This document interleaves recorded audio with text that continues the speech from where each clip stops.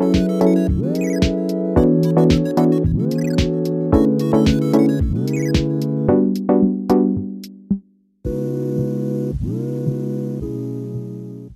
ladies and gentlemen, to the Super Game Brothers podcast, a weekly video game and board game podcast where we never have crashes right before we start recording a second time. My name's David, and I'm joined by my brother Devin.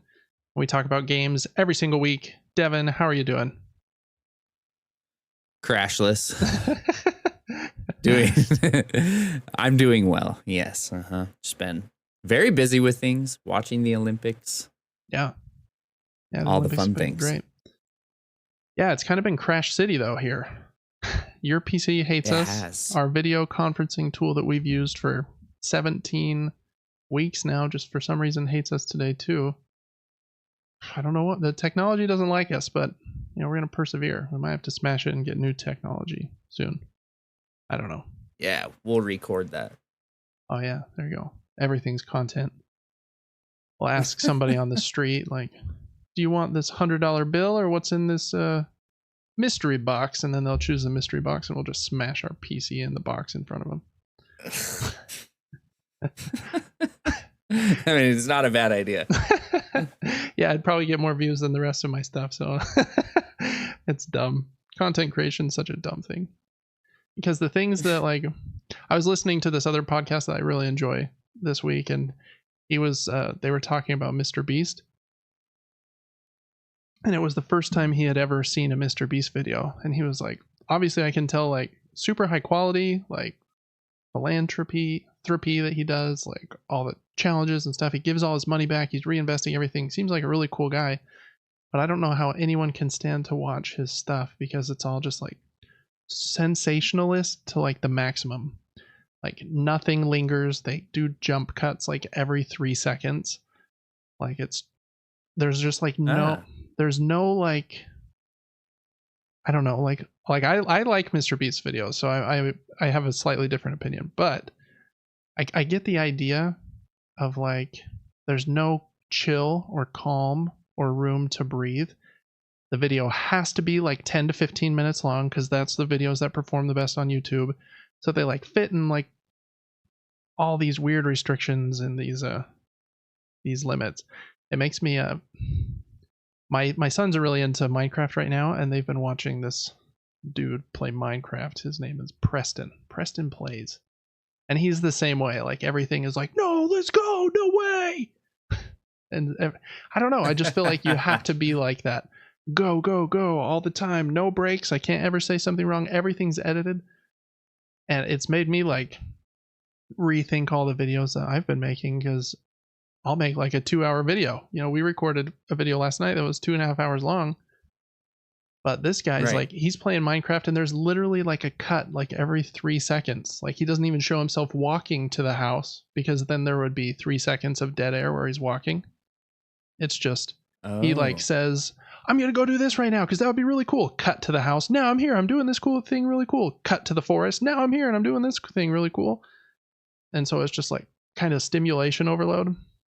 I don't remember how I got on that tangent, but content creation, I feel like it's all that sensationalism. Like if they don't have a dopamine hit every 5 seconds, they're going to leave my video, which is a bummer. But interesting. And I wonder if that's pretty true statistically, if you can measure that where it actually is necessary to do so. It probably is, which is a bummer. Because I like more methodical, like slower content, probably because I'm an old man. Like the podcast. Yeah, like if you ever watch an older movie, they will draw out everything that happens. Right. And like a scene of just someone on the phone is like 4 minutes long, and it's panning slowly, and you see the phone cord, because phones used to have cords, and I can enjoy it, but it also kind of drives me crazy. Yeah, I think there's a balance that's good, but yeah, especially on like social media and YouTube with the 60-second reel and short limit, like everything is just, how can we hook them in the first 1 second of this video? And then we need to excite them every few seconds for the rest of it, which is tricky. So I don't know that I can be exciting for more than a few seconds in like a 10-minute video. So you got to put up with some boringness if you're going to like watch anything with David in it. So I don't know. Maybe I'm just not meant for this life. But yeah, I don't know. I think we all wonder that. But technology stuff, it's always a struggle. I feel bad that your PC keeps crashing whenever you try to play a game on it and stream. You might just have to be like strictly a console streamer until we can figure that out. Yeah, I mean, there's enough games on console to provide a ton of entertainment anyways. Yeah. And so, yeah, I mean, for the most part, that'll be fine. We shouldn't have too many issues. And hopefully one day I can afford a second one that just takes the brunt of all the streaming.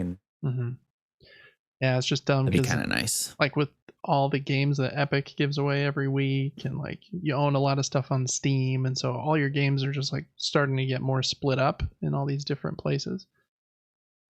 I know it is for me, just kind of being new to Steam this year. So it probably is tricky. Like, yeah, I got this game. I'm really excited to play it. Oh, it's on Steam. Now my stream's going to explode. So do I buy it again on the console? Yeah, that's a mess. Well, Devin, you mentioned the Olympics. What are your thoughts so far on the Paris 2024 Summer Olympiad?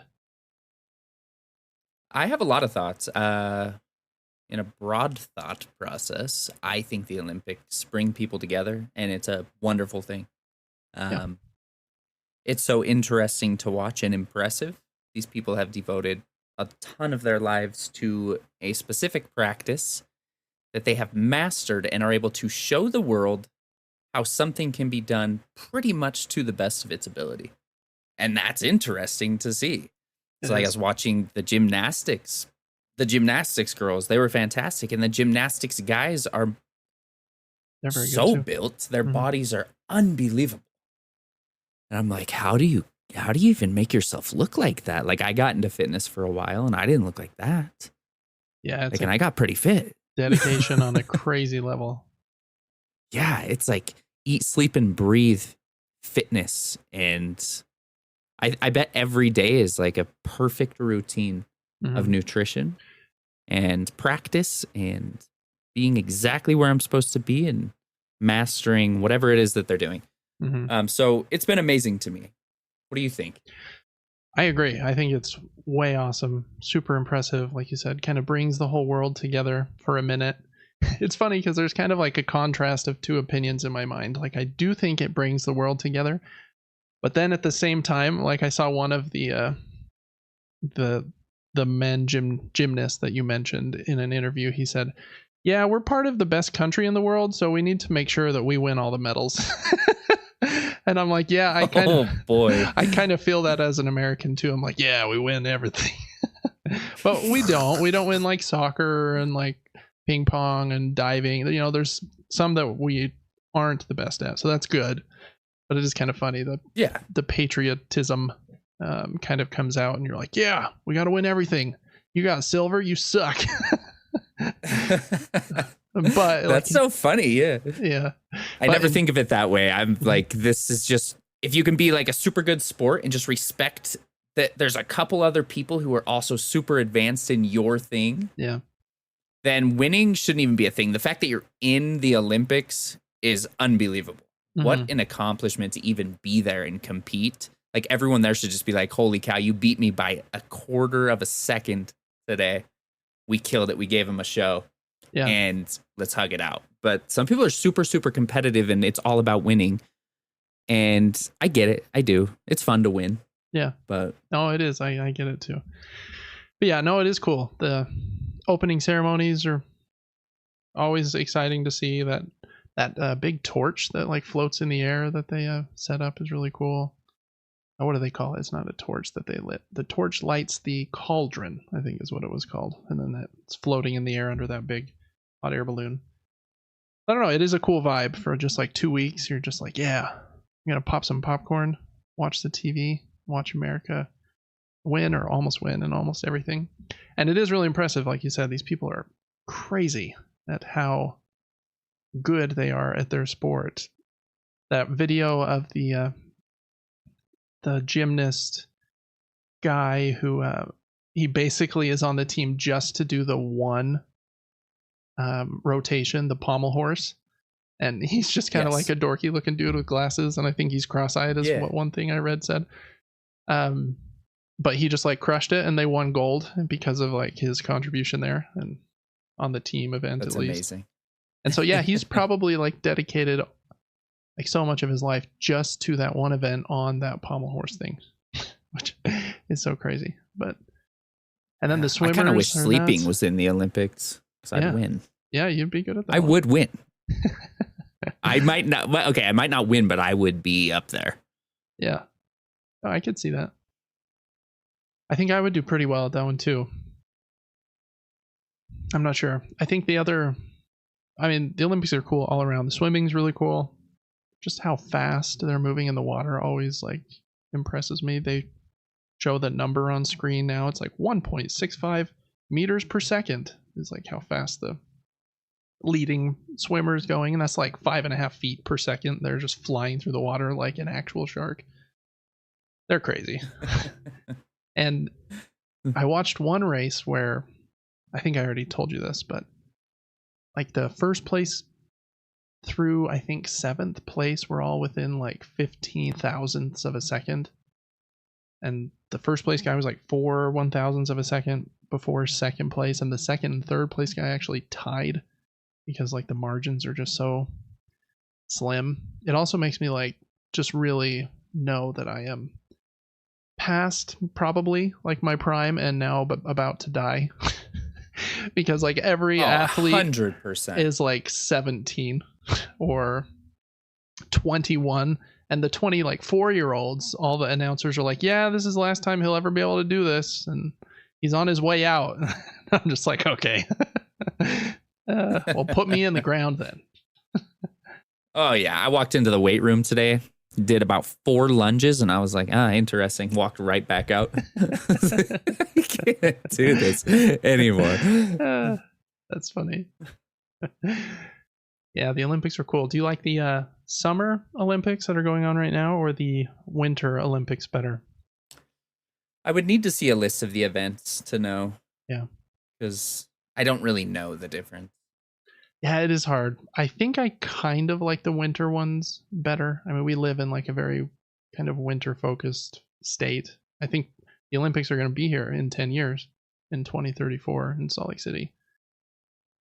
And so we have great mountains and skiing and snowboarding and now I don't even remember ice skating and all the other things. I don't know. I think they both have really cool events, but the swimming is probably like my favorite of the summer. Probably. Some of them are really weird. It doesn't even really matter what's on though. I don't mind just watching. Like ping pong was on a couple days ago and I was like, yeah, heck yeah. I'll watch these two guys like smack that ball. I watched one in slow motion and the ball goes up to like 150 miles per hour right after they hit it. But then, it's so light and full of air, the speed like drops off pretty fast. But for like the first second after they hit it, it is falling. Yeah. Wow. It's cool. It's very, very cool. I wonder which country will win the most golds. I can probably look that up and see like the Olympic medal tracker, I bet is a thing. Medals race. We have United States has 5 golds, 13 silvers, and 12 bronzes for a total of 30. France is right behind with 8 golds, 10 silvers, and 8 bronzes for 26. So we have fewer golds than some of these other countries. China, Great Britain, Australia are next up, but US is on the top. If you look back to Tokyo, which was 4 years ago, America had 113 medals, 39 of them were gold, and the next country was China, who had 89, and 38 of them were gold. Oh. So yeah, lots of competition to go yet. Yeah, very, very fun. I'm surprised that they only do them like every 4 years, because I heard another story of this guy that was like about to sign up for the Olympic trials and got like slightly injured, not like a major injury, but just a slight one. And so he couldn't compete in the trials. So he just has to wait 4 years. And if that happened to be when you were like 22 and then all of a sudden you're 26, like you're probably too old then and just would lose. Yeah. That would be like, they put so much on the line and there's a lot of luck and timing in that. It's kind of crazy. Yeah, it's cool. Shout out to the Olympics. Shout out to all the medals that everyone's wearing and all the national anthems playing. Cool. Anything else going on with you, Devin? Any movies or anything that you've been up to lately? No, I actually don't feel like I've seen a new movie for a minute. Yeah, I would like to, though. Yeah, me too. There's quite a few. Like we said last week, there's a lot of horror movies coming out, which are very much your jam. I just saw an ad today for one called Cuckoo. I think you'll have to look that one up if you haven't seen the ad already. I feel like it bothers me how they spell cuckoo. Cuckoo. Cuckoo. Cuckoo. It doesn't make sense. That's not cuckoo. Yeah. You know what I mean? Yeah, it's a very weird way to spell it. I don't know what we're doing with words anymore. Well, beyond the crashing and the Olympics, I don't think I have much going on either. Trying to think if there's anything new and exciting in my life, but not really. This week was just lots of I played a lot of games, so that'll be fun to talk about when we get there. But yeah, this will probably be kind of a shorter episode. I think there's not a ton of news for a few reasons. In board games this week, one of the biggest conventions of the year is going on, I think today and tomorrow. It's in, I believe, Indianapolis, Indiana. It's called Gen Con. And so basically nothing gets really announced this week. There are like some new games that'll be surprise showings there, but it's even hard to get that news because the people that would write that news are at the convention. So they're like usually not at their computers writing stuff. And then in video games, Gamescom, I think, is later this month. Well, I guess technically next month since August doesn't start till tomorrow. But so I think everybody's kind of keeping their surprises until then. It's just quiet all around. Not a lot to chat about, kind of, but I don't know. We still got lots of games we played. Crowdfunding Corner is going to be a big one. So there'll be enough to chat about for episode number 18 of Super Game Brothers podcast. Make sure to check out our other episodes. You know, you can always listen to them. They might not be quite as timely, but we might have had a fun topic or something on them. So you can always check those out on our YouTube channel or on the podcast player of your choice. And if you want some extra perks, like our podcast episodes early or extra exclusive videos, then you can check us out on Patreon at patreon.com/supergamebrothers. And we have that perk as well as submitting questions and comments to the show and a monthly Q&A, get your name in the credits, all kinds of goodies over there. So check us out on Patreon as well. Today's the last day for the July giveaway, Devin. So by the time anyone hears this, we will have already drawn the winner. So we'll see how that goes. For August, I have another copy of Orichalcum, so I was just going to kind of go back to that one, I think. It's a big, fun board game right here behind me on my shelf. Really like it. It's a race to 5 points, but you're doing some cool tile placement and fighting some monsters and trying to make sure that you steal stuff from your opponents so that they don't get to 5 before you do. It's a good game. Or you can get a gift card to Steam, PlayStation Network, Nintendo eShop. Not the Xbox 360 marketplace anymore because it's shut down, but you could get a Xbox credit if you wanted. $50 gift card basically. So make sure to join the August giveaway. Link in the description of this video. All right, that is all the housekeeping. So we're going to jump right into the news mini nuke today, Devin. That was kind of a shorter opening segment because last week we got really hardcore on the food restaurant rankings. But this week I think it'll be good to just kind of jump right in because there is a bit. All right, in News Mini Nuke, we go over a few different categories. Any games that were announced this week, and then games that are new to subscription services this week, and if any new games came out this last week. And so first, we'll jump right into announcements. There wasn't a ton, again, not a lot of announcements being made right now, but I thought this game looked pretty cool. It's called Crypt Custodian, and it's a Metroidvania game. Kind of the art style and the camera perspective remind me of Death's Door a bit, which is a really awesome game that came out a couple of years ago.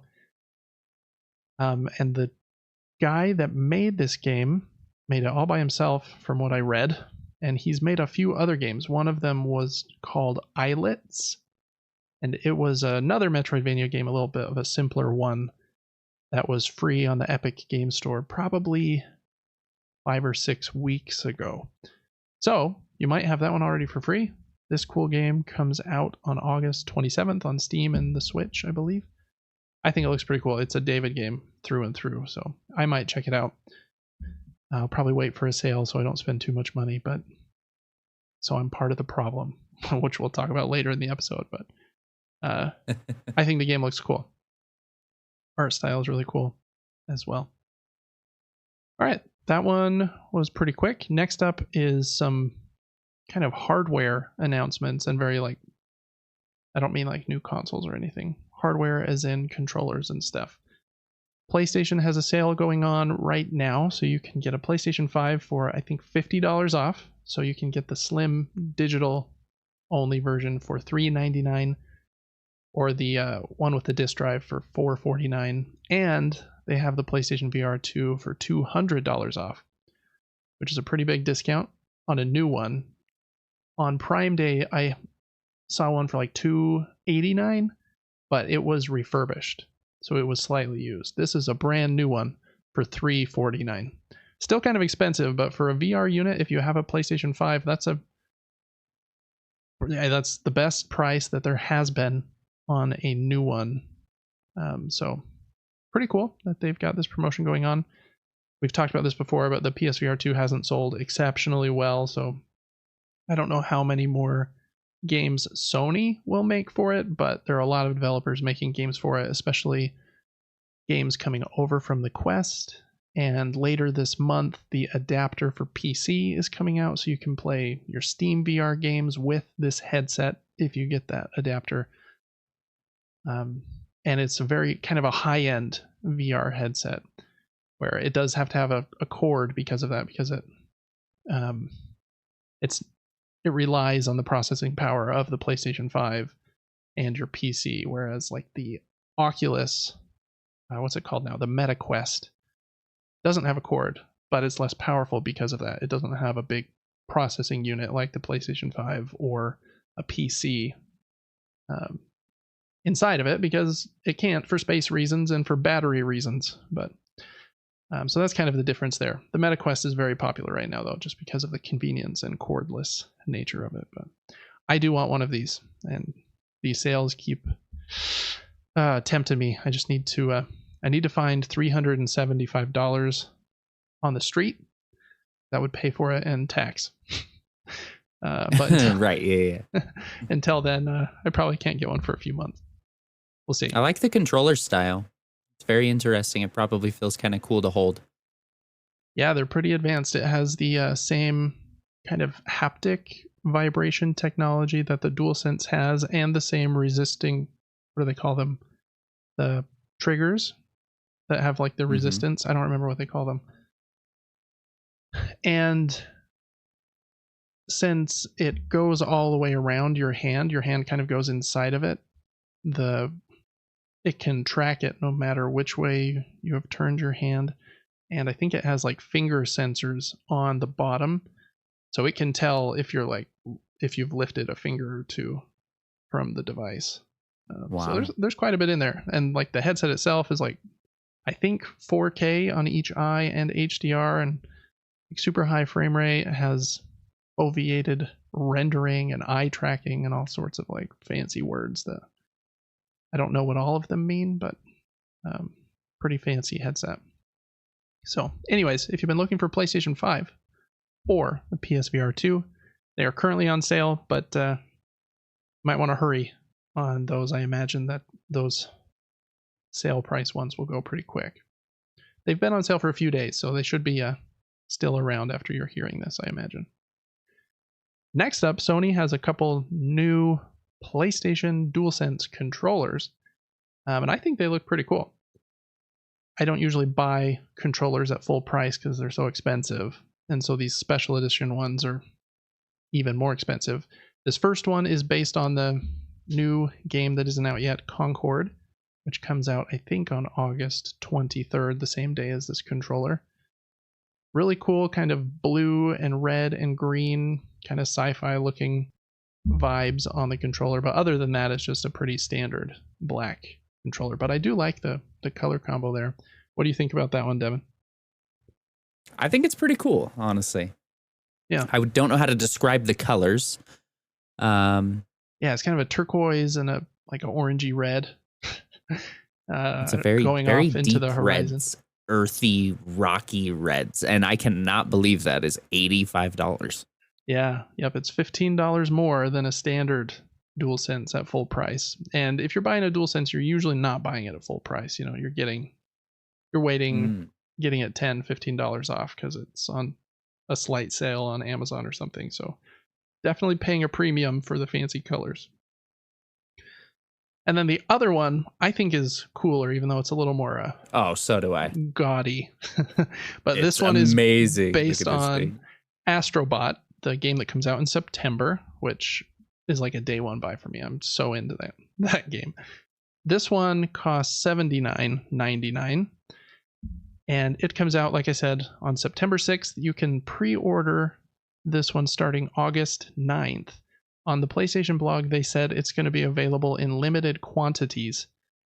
And you can pre-order through direct.playstation.com. And then on September 6th, if there are any left, I guess you can buy them on Amazon and stuff. Yeah, this one's really awesome. That blue is like maybe shinier than I want it to be, but it looks like Astrobot.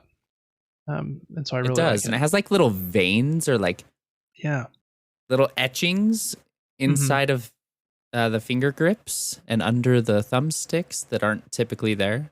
I fear for the white analogs. That scares me a little bit. Those will be definitely off-white very quickly. Yeah, that was my fear too. I think they look awesome with the white sticks. Yeah. I think this is the first DualSense that's ever had a different color stick. And so I think it looks visually really cool. But yeah, that was my fear too. You're gonna have to clean those like crazy, and they're so grippy that all like your finger dirt's gonna get between those little grooves, and yeah, probably a little rough. But maybe if you put some control freaks on it or something, you can keep it looking pretty. Yeah, such a cool controller. For anyone listening to audio only, it's white and blue. The analog sticks are also white and kind of have this R2D2 kind of etching in it, so it looks robotic, and then has really glossy, shiny blue on the two handles. And then on the touchpad, it's a black touchpad, but it has two big blue robot eyes on the touchpad, so it looks like Astrobot's looking at you.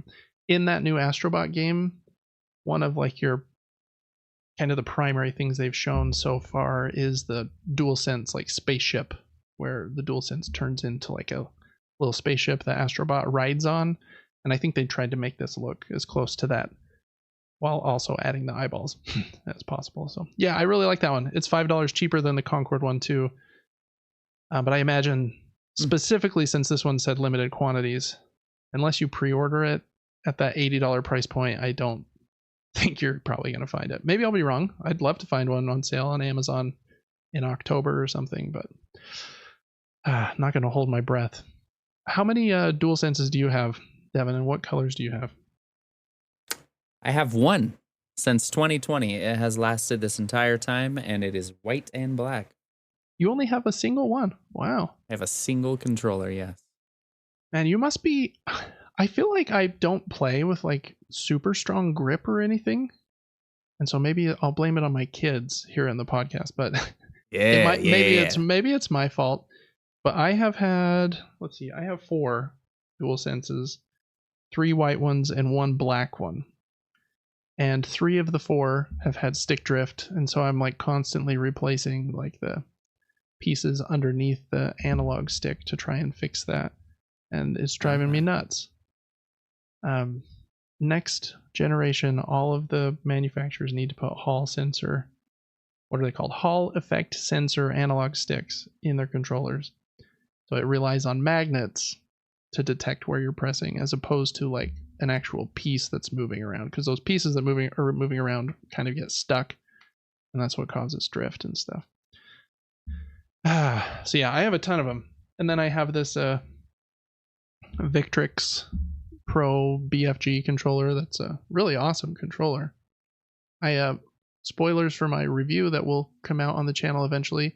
It broke, and no way. Yeah, the right trigger had part of it break, and so it won't depress it. If you push it down, it gets stuck.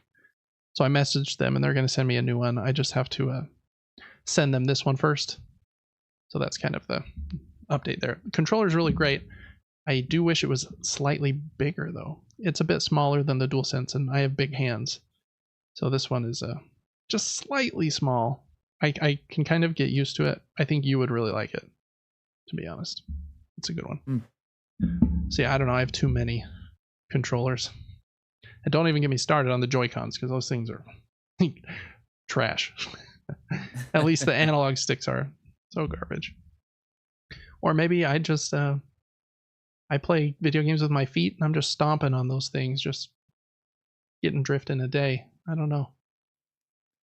Anyways, those 2 controllers I thought were pretty cool. There's one more new controller. Xbox announced one, I think just today, for the Series X and S, and it's called the Sky Cypher Special Edition. It's kind of a see-through blue color, and I kind of like that. It gives it kind of a retro vibe, because I feel like everything around the Game Boy Advance was see-through.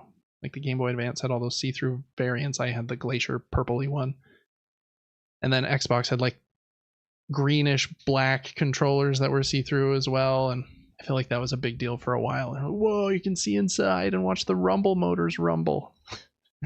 But I don't know, it kind of looks cool. That one is $69.99, and I couldn't tell from the Xbox Wire blog, but it looked like you could pre-order it today. It might even be available today. It didn't have like a future release date. So another controller. If you play on PC or Xbox primarily, then maybe you want that blue see-through one. Anyways, a couple more kind of hardware related things. Nintendo and Lego have announced a new Lego set. It is the Super Mario World Mario and Yoshi set. And man, does it look cool. That's one of my favorite games ever. And what a cool set it is. It kind of sits it's so good on this track with this little spin wheel like a Jack-in-the-Box. And as you twist it, it doesn't move that much, but like Yoshi kind of runs and Mario's on him with his cape, and then Yoshi sticks his tongue out. So it only does like a little motion, but it's pretty cool. I'm not really a Lego guy because I can't afford to be, but this is one that I think is pretty cool. It's $130. Just as a heads up, you can pre-order it now, and I think it said it would ship in October. Yeah, that's probably one of the cooler ones though that I've seen. Sometimes I see one and I'm like $150 and I think it looks dumb. This one $130 and I think it looks cool. So they've at least got that going for it.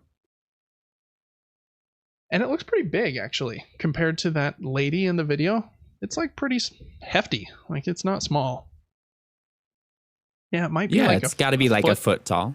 Yeah, maybe 1.5 feet to the top of Mario's head. I can't tell. Anyways, if you want a new Lego set and you loved the Super Nintendo growing up, that one's pretty cool. So check that out.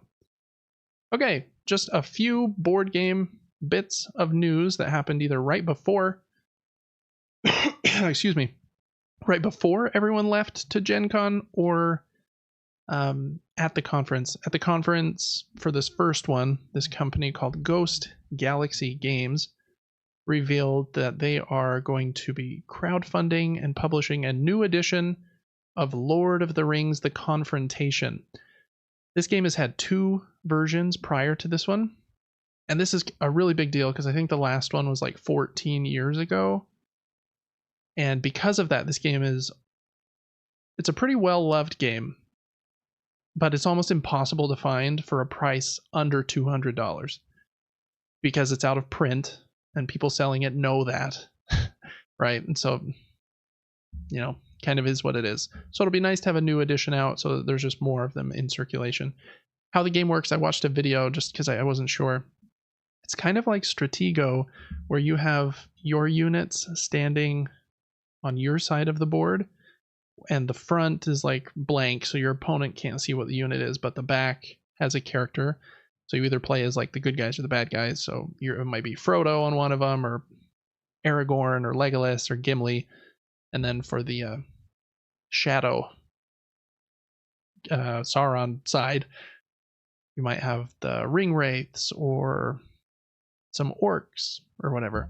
And the different pieces have different special abilities, and you're moving them kind of forward and back on this kind of like checkerboard. It's not exactly hexes, but you're moving them. You're trying to get the one side's trying to get Frodo to the other side, and the bad guys are trying to either kill Frodo or get 3 of their pieces to the Shire.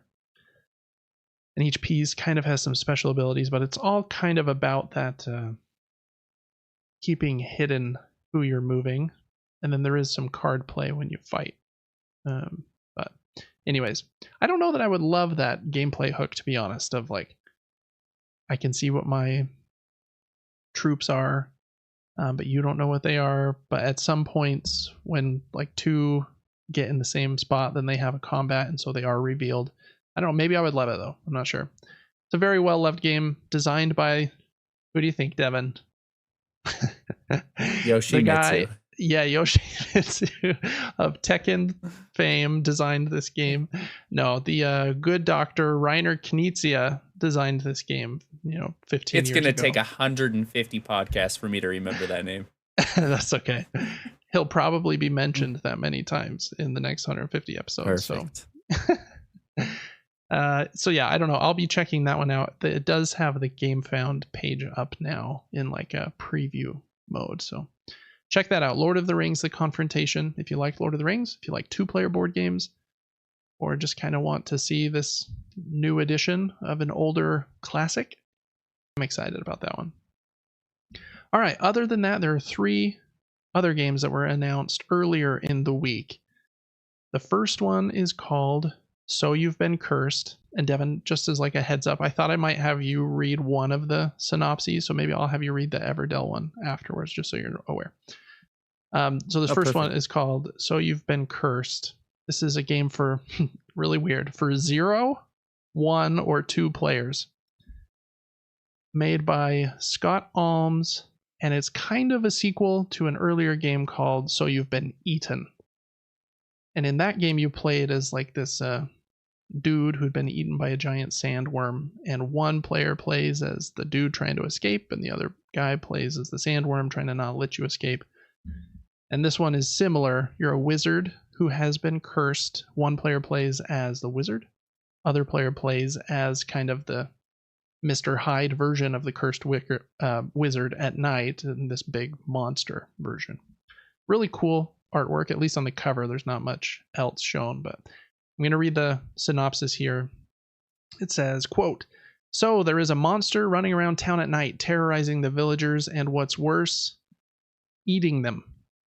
Luckily for them, it seems to be a nice local monster rather than one from out of town, so no worries there. They are safe from outsiders. Unlucky for you, it seems that the monster is, well, you. But no need to despair. There is a cure. Maybe. You just need a whole lot of ingredients to brew and mix the potions listed in your spellbook, and you need to get them by any means necessary before it is too late, and your nocturnal form persists in its ravenous pursuit for long enough to permanently transform. And who knows what the monster inside of you is thinking, or rather, who knows what the monster is eating. So You've Been Cursed is a game for 0 to 2 players. 2 players can play against one another. 1 player can compete against a bot in either of the asymmetric roles, or a human can have 2 bots play one another, which could be ideal for learning the game's mechanisms. That's why it can play with 0. It's kind of a silly marketing thing there. But I like a good 2-player game as long as it's not incredibly long usually. So hopefully this could fit in that time frame as well. It's crowdfunding later this year for a release either late this year or early next. That seems very optimistic as far as like crowdfunding campaigns are concerned, but maybe this company does them after the game's already printed and so it just needs to ship them, but I'm not sure. Anyways, that is So You've Been Cursed. Cool artwork. Next up, Everdell is a very popular game. I think that the original Everdell is like game number 25-ish on the Board Game Geek top games of all time list, which is kind of like a review aggregation of the users on that site mixed with some other like math. I had Everdell for a while and I thought it was pretty solid, but I didn't love it. I thought there are other games that do card tableaus better and other games that do worker placement better, which is kind of the two things that game combined. Everdell's had like 5 expansions and a new version just last year called Far Shore, I think. This version is called Everdell Duo, and it's a 2-player only version of the game that comes to crowdfunding in 2024. So we've got a synopsis here, Devin. If you want to read it, go ahead. If not, I can just read them. I just didn't want to talk too much to your face. I can read it 100%. Cool. In Everdell Duo, you either compete against your single opponent or play cooperatively with another player to earn the most points. You accomplish this by placing workers to gather resources, then use those resources to play cards face up in front of you, creating your own woodland city. Cards may be played from your hand or from the face up area on the board called the meadow. However, only cards touching the sun or moon token may be played from the meadow, and players move these tokens each time they perform a turn. Therefore, planning for and timing which cards you play is critical. Each game you try to achieve various events, the requirements of which differ from game to game, making certain cards and combinations more important to pursue. The game lasts for 4 seasons, then players add their scores to determine the winner. If you're playing cooperatively, check the requirements for the chapter you are playing to see whether you have won. Interesting. So that game lasts 4 playthroughs in total? Is that what I'm hearing? Yeah, it seems like you can play it 2 different ways. If you play it competitively, then it's just like a one and done playthrough. But if you play it cooperatively, then you have this little 4 scenario chapter book kind of thing. And you have to check the like win conditions of each scenario to see if you've won. Yeah. That is sometimes a turnoff for me if a game tries to do 2 different modes, right? You've got like the regular mode where it just seems like they're trying to do too much. I'm like, which mode is the primary one you recommend? Are they both as good? Like, I don't know. Do one thing and do it super well, in my opinion. But I don't know. There are games that can pull it off. I just think it's really tricky. Because what do you think about Call of Duty having a campaign? Yeah, that's kind of another thing too. I mean, I don't think anyone really loves Call of Duty's campaigns, right? They're kind of fun, and they're like a fun blockbuster kind of play in 5 to 7 hours. Like really excellent graphics and explosions and like crazy things, and I'm gonna save the president on Air Force One or something. So they're kind of like a crazy, kind of fun action movie. I think Call of Duty can get away with it because you've got 1,000 developers working on Call of Duty, and so or more, and so they can throw like an entire what would be one team on the campaign and what would be one team on the multiplayer and then what would be one team on zombies or whatever. So they just have so many resources that it kind of works for them. But even in that scenario, I feel like people mostly just gravitate to whichever mode they like. They might just like multiplayer and never even touch or even download the campaign. I don't know. What do you think about the Call of Duty scenario? I've played a lot of the campaigns and I enjoyed them a bit, but if you take my hours in the campaign compared to my hours in PvP, I mean, it's like 1%. Yeah. And so for me, I don't even need one. Right. Yep. Typically. Yeah, and I think most people that play that game fall in your camp. And so Call of Duty, I think, had a year or 2 where they tried to do that, where they tried to drop the campaign, and then everybody threw a big fit. And I think they even said, like, we have the data. We know none of you play this. So, like, what's the big deal? But They should add 2 campaigns to one game and everybody will still throw a fit. Yeah, for real. So I don't know. People are hard to please. And having more modes seems like, oh, my game is worth double. But it's not really. You just want the one thing to be excellent, in my opinion. Yes. So I feel like for this game, I would play it primarily competitively because that's how I most like board games. And so like you said, I'd probably play 5% cooperatively. And then at that point, I'm just like, did you even need to put this in? I don't know. Everdell Duo, very pretty art again. I think Andrew Wilson, if I'm remembering correctly, does the artwork maybe. Very, very great artwork in Everdell. So that is Everdell Duo. Okay, the last board game announcement for this week is by Stonemaier Games, and this is just a Redux version of Rolling Realms. Rolling Realms is one of their games that I think is fun, but I don't love it. I'm actually in the process of selling my copy. I think there are other roll and write games that do roll and write better, but it's a fun idea. Basically, just like in other roll and writes, you roll a couple big dice, and then whatever the numbers are on the dice, you get to cross off some stuff on some cards in front of you. The gimmick of this game is that those cards are based on different realms, or basically different games. So in their first version, Rolling Realms was based on other Stonemaier games. So Wingspan and Scythe and Apiary each had their own card, and you had to do something different on those cards based on which one you had that round. In this game, it's not just Stonemaier's games. So you can see Flamecraft is there, and Meadow, and Dog Park, and Wonderland's War, and Legacy of You, and The Search for Planet X, I think is that one on the top, and Guild of the Merchant Explorers, and a couple more that I can't recognize from the pictures. Ottawa, and yeah, there's a couple more. I'm not sure what they are, but anyways, so they've pulled in cards from different games, but I imagine it's not too incredibly different. You just kind of have that game's flair a little bit, where I imagine in the Flamecraft one, you have to go to different places in the Flamecraft town, but you're still just marking things off to try to get stars, which are the victory points in this game. I think that game's pretty popular, so this one will probably do pretty well. And just like for the first game, they'll probably sell a lot of expansions for it that are just new realm cards that you can just add in. So yeah, I explained that maybe more than I should have because there is a synopsis here, so I'll read that real quick.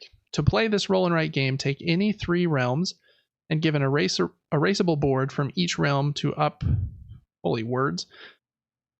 each of up to 6 players. Redux features 12 realms based on games from other publishers, whereas the original Rolling Realms features 11 realms in each of the promo packs, 1 realm. On a turn, someone rolls 2 6-sided dice, then everyone writes 1 die result in an empty space in one realm and the second die result in another realm.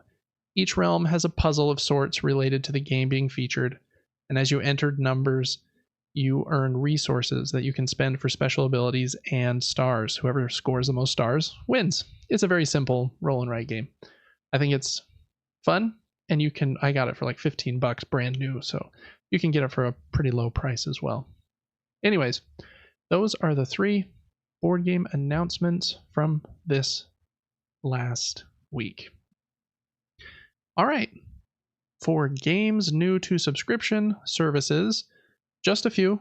Today, Sony announced their essential games for August, and I think they're a pretty good batch. First up in kind of the headline spot for them in this image at least is Lego Star Wars The Skywalker Saga.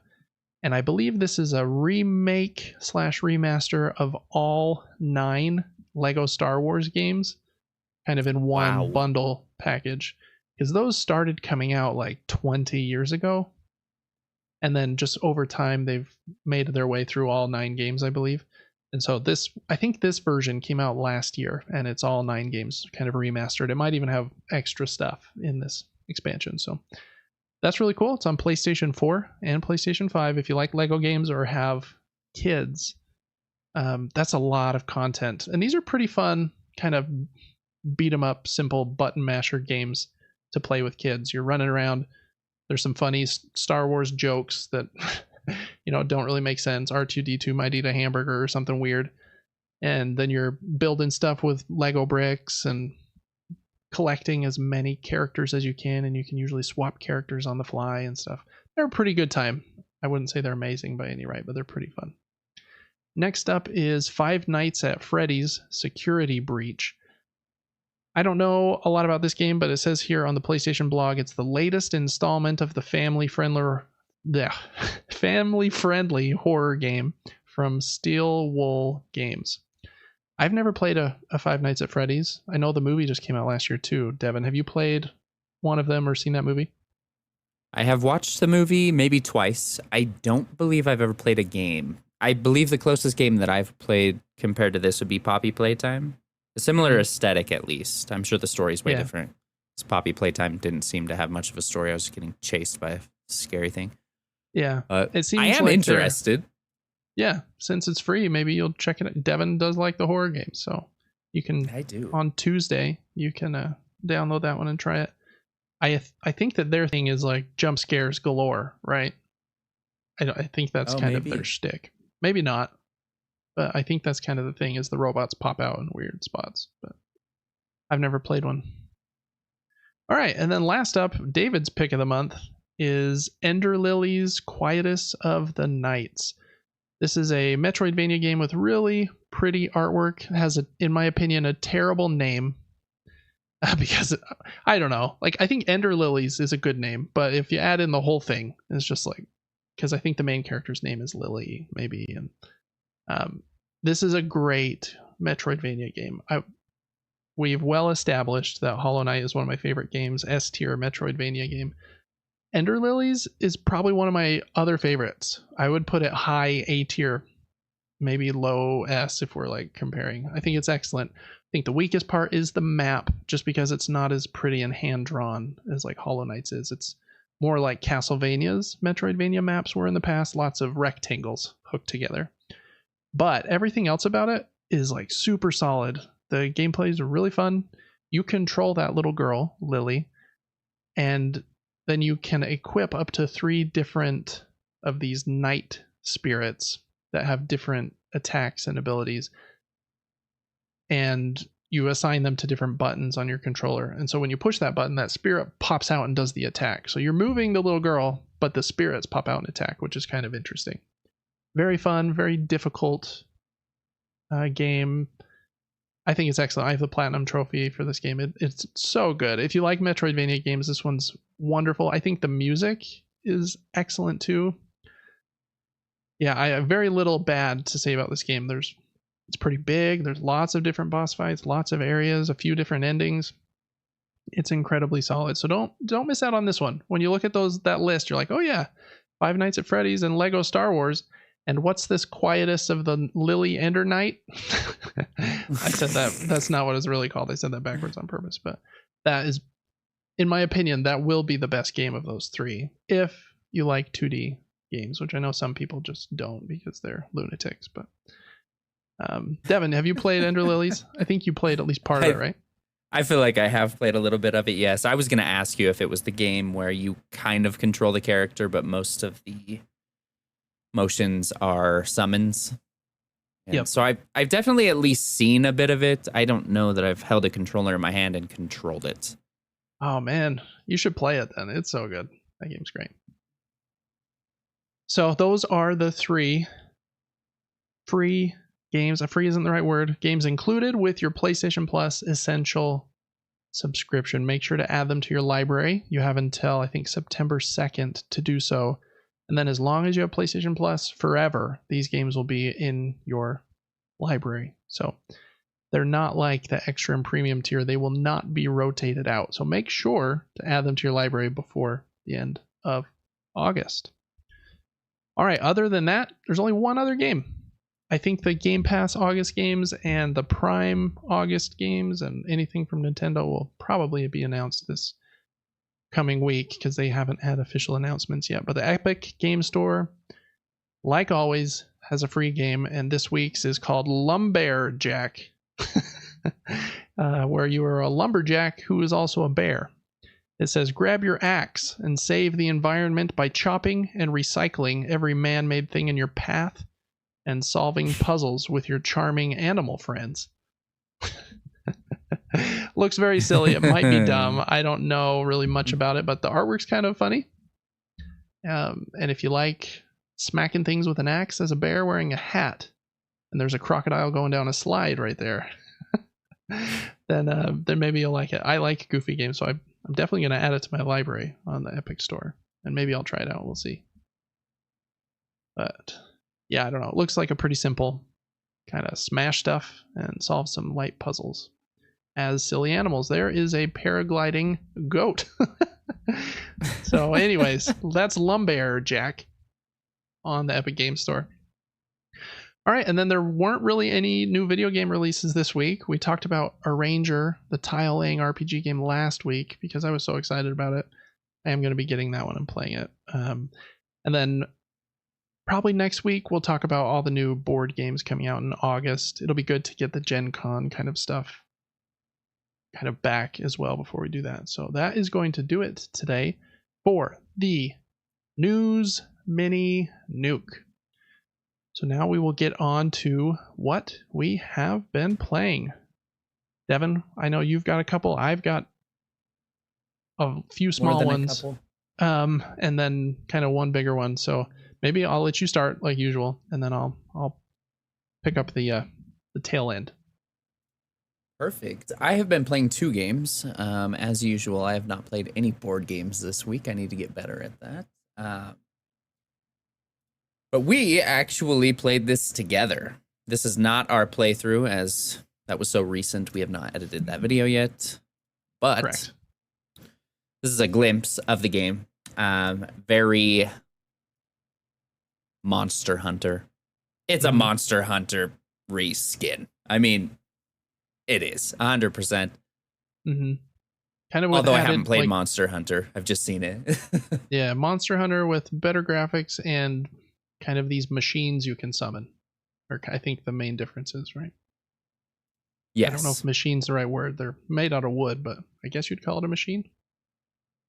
I don't know. Yeah, it was a fun game. The biggest thing I would say about this game is I know for a fact it's much more fun with a friend. Yeah. If I were to play this solo, I think that it might get a little bit repetitive for me. Might get burnt out over like 20 hours or so. But we actually fought this boss yesterday. It's a massive pig with big horns. He's very angry and he cannot break through wood walls that you can actually build on the ground. So you're like using a mechanic to put trampolines and boxes on the ground and leap off of them and zip lines and fishing stuff. And the list goes on and on and on and on, as we noticed last night. We tried to scroll through all the abilities, and I mean, it's got to be over 100 different things you can build, as you're seeing here. A fun game, very unique combat. Nothing too game-changing. My favorite part was sprinting and sliding, as you covered about 40 feet of ground while doing so. It was quite nice to get away from the monsters. Monsters are cool. They're massive. Very unique weapons. Reminded me of Lies of P. Very random. You can get an umbrella, a hammer, massive sword, katana. I wouldn't be surprised if there's a violin in this game as a weapon. Or, I mean, you know what I mean? It's just anything and everything. And then you've got your upgrades, and there's a crazy inventory screen with way too much stuff that we didn't get to dive too deep into. It was a pretty enough game, but yeah. I've seen better. Overall, it felt good. High frame rate. Anything else I can say about this game? You can climb the enemies like Dragon's Dogma 2 and like Monster Hunter. You can actually grab onto them. There are weak spots for you to gain materials from them. And I believe that's about the only reason you would want to mantle on an enemy. I don't think you can attack while climbing it. We couldn't yet, at least, I don't think. But we only got, 2 hours into the game? So just a little slice of it. But honestly, Had a great time playing it. No complaints. I wanted to just keep playing, but it was like 2:30 in the morning. So yeah, me too. That's all I can ask from a game. You know, keep me entertained, and if I want to continue playing, I guess it's doing something. Yeah, I agree. Basically with everything you said, I think it's really fun, but I think a lot of the fun moments just come from hunting the beast with a friend. Because, like you said, I think I would play it for probably 5-7 hours by myself, and then feel like, all right, I want to move on to something else. But yeah, with a friend, like watching them like do different attacks with a different weapon, you're like, oh, cool, I want to try that, and then they're focused on like a different one of these karakuri machines. Like, I hadn't built that kind of rope tether thing yet, and so you were using that, and I was jealous because I didn't have it yet. And so I was just building a lot of those little cube trampolines, and I was using this giant hammer that I couldn't tell if it was very good. So yeah, there's a lot of variability and stuff in the game. It seems like it could be pretty deep. And I thought the game, like you said, was graphically pretty, and even sometimes like kind of impressive. Like this boss here was definitely way bigger than the other bosses we had fought. And sometimes they'll like plow through a tree and knock down the whole tree, or summon like a giant tree branch to come out of the ground. And so yeah, it's not like the crispest. It's not like Ghost of Tsushima or something that's like absolutely beautiful in every second, but pretty impressive in that it can look pretty and it stays smooth the whole time you're fighting, and trees are falling over, and lots of stuff. The co-op is pretty smooth as well. We just had to, I think, sit at a campfire, and then we didn't have any issues, I don't think, for the hour and a half that we were in co-op together. So yeah, I'm excited to play more of it. I hope that the bosses get crazier, and that more of those kind of wooden machine things you can summon with that gauntlet on your arm get crazier too. Because I think some of that really long tech tree that we noticed are upgrades to some of those other ones, but it did look like there was a giant number of like unique ones. So it'll be cool to see. It was fun. I don't know that I have much else to say about it, because I think you covered it pretty well, but it makes me excited to try a Monster Hunter game someday too. That one, same. Monster Hunter seems a little more intense for whatever reason. I don't know why. Maybe this game is, maybe it's just because we were only a little ways in and have only fought like one main boss, but so maybe this game is easier. Maybe it's not. I don't know. So we'll have to see how it continues to go. If you want to see us play this, I'm thinking it might be our next Super Game Brothers Advance episode on Patreon. So it'll be there for about a month before it comes to our public YouTube channel. So yeah, make sure to check that out. It should hopefully be there on Tuesday, as long as I can figure out how to edit it in a good way. So that should be fun. Yeah, that is Wild Hearts. The only other game I've been playing, I couldn't even remember. I was like, what did I play today? This game right here, Dungeons of Hinterberg. What a unique game. One of the most unique games I've ever played, by far. How do I explain this? There's a lot of mechanics to this game. So the art style is tremendous. Beautiful. Love it. Yeah. Yes, super fun to look at, very colorful. You are basically taking a break from life, and you go to Hinterberg. This little town, looks like it's in the mountains somewhere. And you do a lot of talking to people who live there or who are also visiting, and you basically build rapport and relationships with them, and you can strengthen your relationships with each character in the town to get an eventual boost to the game when you're like running around and exploring and fighting. For example, if I go and talk to Thea enough times and I build a relationship with her, I am then able to open any chest I come across in the open world that has a lock on it. So I want to spend a little bit of time increasing my relationship with Thea. If I increase my relationship with Klaus, I can eventually get any goo-covered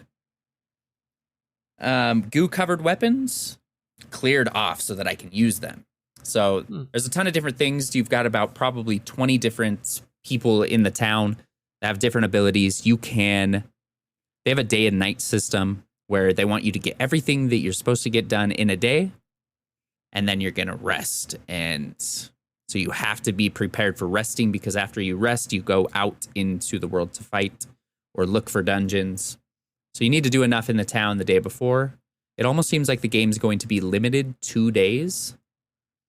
Like maybe it's a maximum of 30 days, and then all of your progress is whatever you chose to focus on and prioritize. That's what your build will be. Or maybe it'll just go endlessly. I do not know. Yeah. Really fun to fight. As you see here, we're doing a twisty move. Everything is on a timer, like other fighting games. The more damage I do with basic attacks, the quicker my timers go back up so that I'm able to use special attacks again. You've got heals. Potions you can buy, shops you can buy from in Hinterberg. 4 different areas you go to. Each area has specific abilities that you gain from a skill stone, I believe it was called, in that area. So I went to the first area and it gave me a bomb and a grapple. Second area or third area gave me a beam of light and a hoverboard. And you can only use those mechanics in those areas. Very unique. So they built these entire maps that are all based on 2 mechanics that only apply to the areas.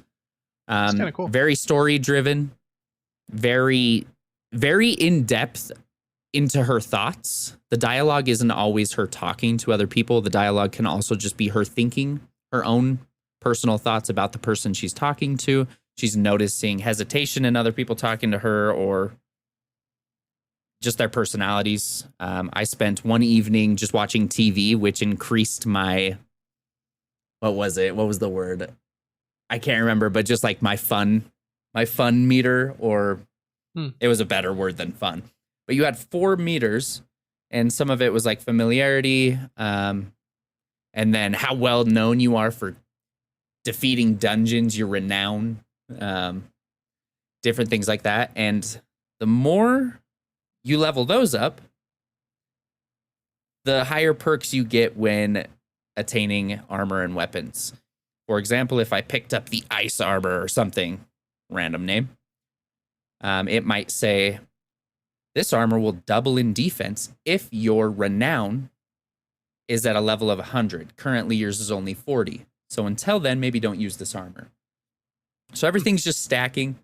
Fun art style, fun relationships in the game. I was actually super impressed, only 4.5 hours in. Yeah, just a ton of things to say about it. It's super, super, super good. That's cool. I'm glad you liked it. I feel like I don't know why. Like what did it do different with its what's the word? I guess dialogue between characters that you seemed to like it better in this game than some. Maybe it would just the amount was less, or the characters were more interesting, or maybe the main characters more interesting. What do you think? I think I kind of walked into this game expecting it to be pretty small, and it's a little bigger than I thought it was. So I was just very amped up to audibly read out loud all of the dialogue. And then I got sucked in because I was audibly reading it. And I was like, oh, I actually understand everything that's going on. And they have built a system that is simple yet complex, very easy to understand. No matter what you decide to do in the game, it's very easy to understand. You have a very descriptive map, a few shops, depending on what you want to do. If I want to buy my weapons from a store, or if I want to find them in the world. Maybe I don't want to build relationships in the town because I don't care about the locked boxes, because I'm just going to buy the cool weapons in town. You know, I change my playstyle however you want. And I just respect it. It was very, very simple. You have like 4 armor pieces. You could put charms in your permanent charms for boosts or buffs in your character. And it wasn't trying to do too much. The combat was amazing, very unique. Heavy attacks, light attacks, a couple special attacks, and it looks like some quick keys for heals and maybe some magic abilities. It's doing just enough, honestly, to keep you hooked. And I think some people would kind of get obsessed with trying to get this game done in the fewest amount of days, but being the strongest in that amount of days And so it could be played a lot of different ways. I recommend trying it. I do, to anybody. It was pretty much free on Game Pass. I signed up for a $1 trial of Game Pass for 2 weeks, so I got to play it for $1. Yeah, that's incredible. Yeah, definitely. If you have Game Pass, definitely try it. I hope it comes to PlayStation, or if it's on sale on Steam or something sometime soon, because I do want to play it. Like you said, I think it's sometimes we talked about gacha games a lot the last couple of weeks and how they like are trying to take all your time.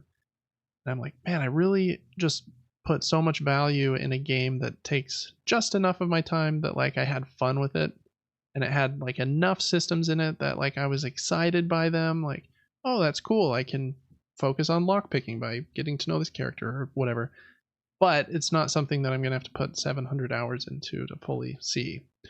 Like, I'm looking on how long to beat here, and I don't want to spoil it for you, but like it's a reasonable amount of time that, you know, yeah, I don't know. This game's like right up my alley. I'm very excited to try it. Yes, from the get-go, they introduce Hinterberg to you, and you're basically informed that there's roughly 20 to 30 dungeons. And so if I did 6 dungeons or 7 dungeons in 4 hours, maybe I beat the game in 20 hours or less. I don't know. Yeah. But it kind of just, you kind of have an expectation. You're like, okay, cool. It's throwing enough mechanics at me, but not too much. I'm searching corners, and it's creating this area that I know has maybe a hidden thing or two, but I don't need to attack every wall like a FromSoft game until my arm breaks, trying to find secrets. It's set up well. It really is. I was shocked. Oh, I think that's cool. I love it when and I know you play a lot of games, but just in general, like when I recommend a game to like a friend and it's a type they don't usually play, a lot of times they're like, no, I don't want to try that. Right. But then sometimes when someone does, they're like, oh man, I've never played a game like that before. That was so cool that it did something slightly different, or, you know, had a different art style. So I'd recommend people try different games. Don't just play whatever you're playing. Don't just play Fortnite. I'm so old I can't even remember what the games are, but yeah, definitely try this one if you have Game Pass. I'm excited to play it, so I'm glad that you have been able to. Cool. Well, for me, Devin, I've been playing a few different games. I had a few nights where my wife was out and I was just hanging out with the kids and they were playing Minecraft, so I was just playing some games on the couch on my Rogue Ally. So I've been playing a bit more Fez. Fez, again, I've said it the last few weeks, is amazing. I think everyone should play it. Once you get past the 100% and you're going towards, I think the game goes to like 210% or something, it gets incredibly difficult.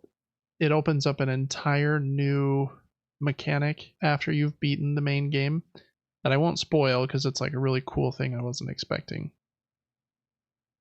And using that thing is like how you start to solve some of the way more complicated puzzles, and they really are way more complicated. So I'm kind of hitting a wall where it's like very hard. Maybe there's like something I'm slightly missing that I'll run into that will help kind of me progress through this harder section. But yeah, at least through the main ending, I think everyone should play Fez. And if you're really dedicated, I imagine the second kind of half of the game could be very rewarding too. So I've been playing a little bit of Fez. Don't want to talk too much more about it. Other than that, I've been playing 3 new games this week. All kind of smaller games. First up is one called Gravity Circuit. This game's awesome. It's basically a Mega Man game. You're this robot. The city's been taken over by this bad dude, and 7 or 8 of your robot friends have been corrupted, and you have to go fight them in order to stop them from ruining the town. There's even that thing, big kind of robot you can jump in just like Mega Man X. It is a bit different though. You have a grappling hook, and you don't necessarily have like a blaster cannon like Mega Man. You're doing a lot of punching up close. Mm-hmm. So it feels quite a bit different. It's hard in my opinion. But I'm just not like super excellent at games, but it's fun. You get some new abilities as you're going along, and you're buying stuff, and fighting these cool bosses. It's really great. If you like old school Mega Man games with really cool pixel art, I think you would like Gravity Circuit. I got it on, I think, GMG. It was on sale or something, so I got it for a pretty good deal. It's awesome. On Steam, it has overwhelmingly positive reviews. So if you have any interest, I think you'll like it. I think I've beaten maybe 3 of the 8 bosses so far. So I'll probably have a bit more to report on Gravity Circuit going forward, but very cool game. Very fun to play. Again, the Rogue Ally is so cool.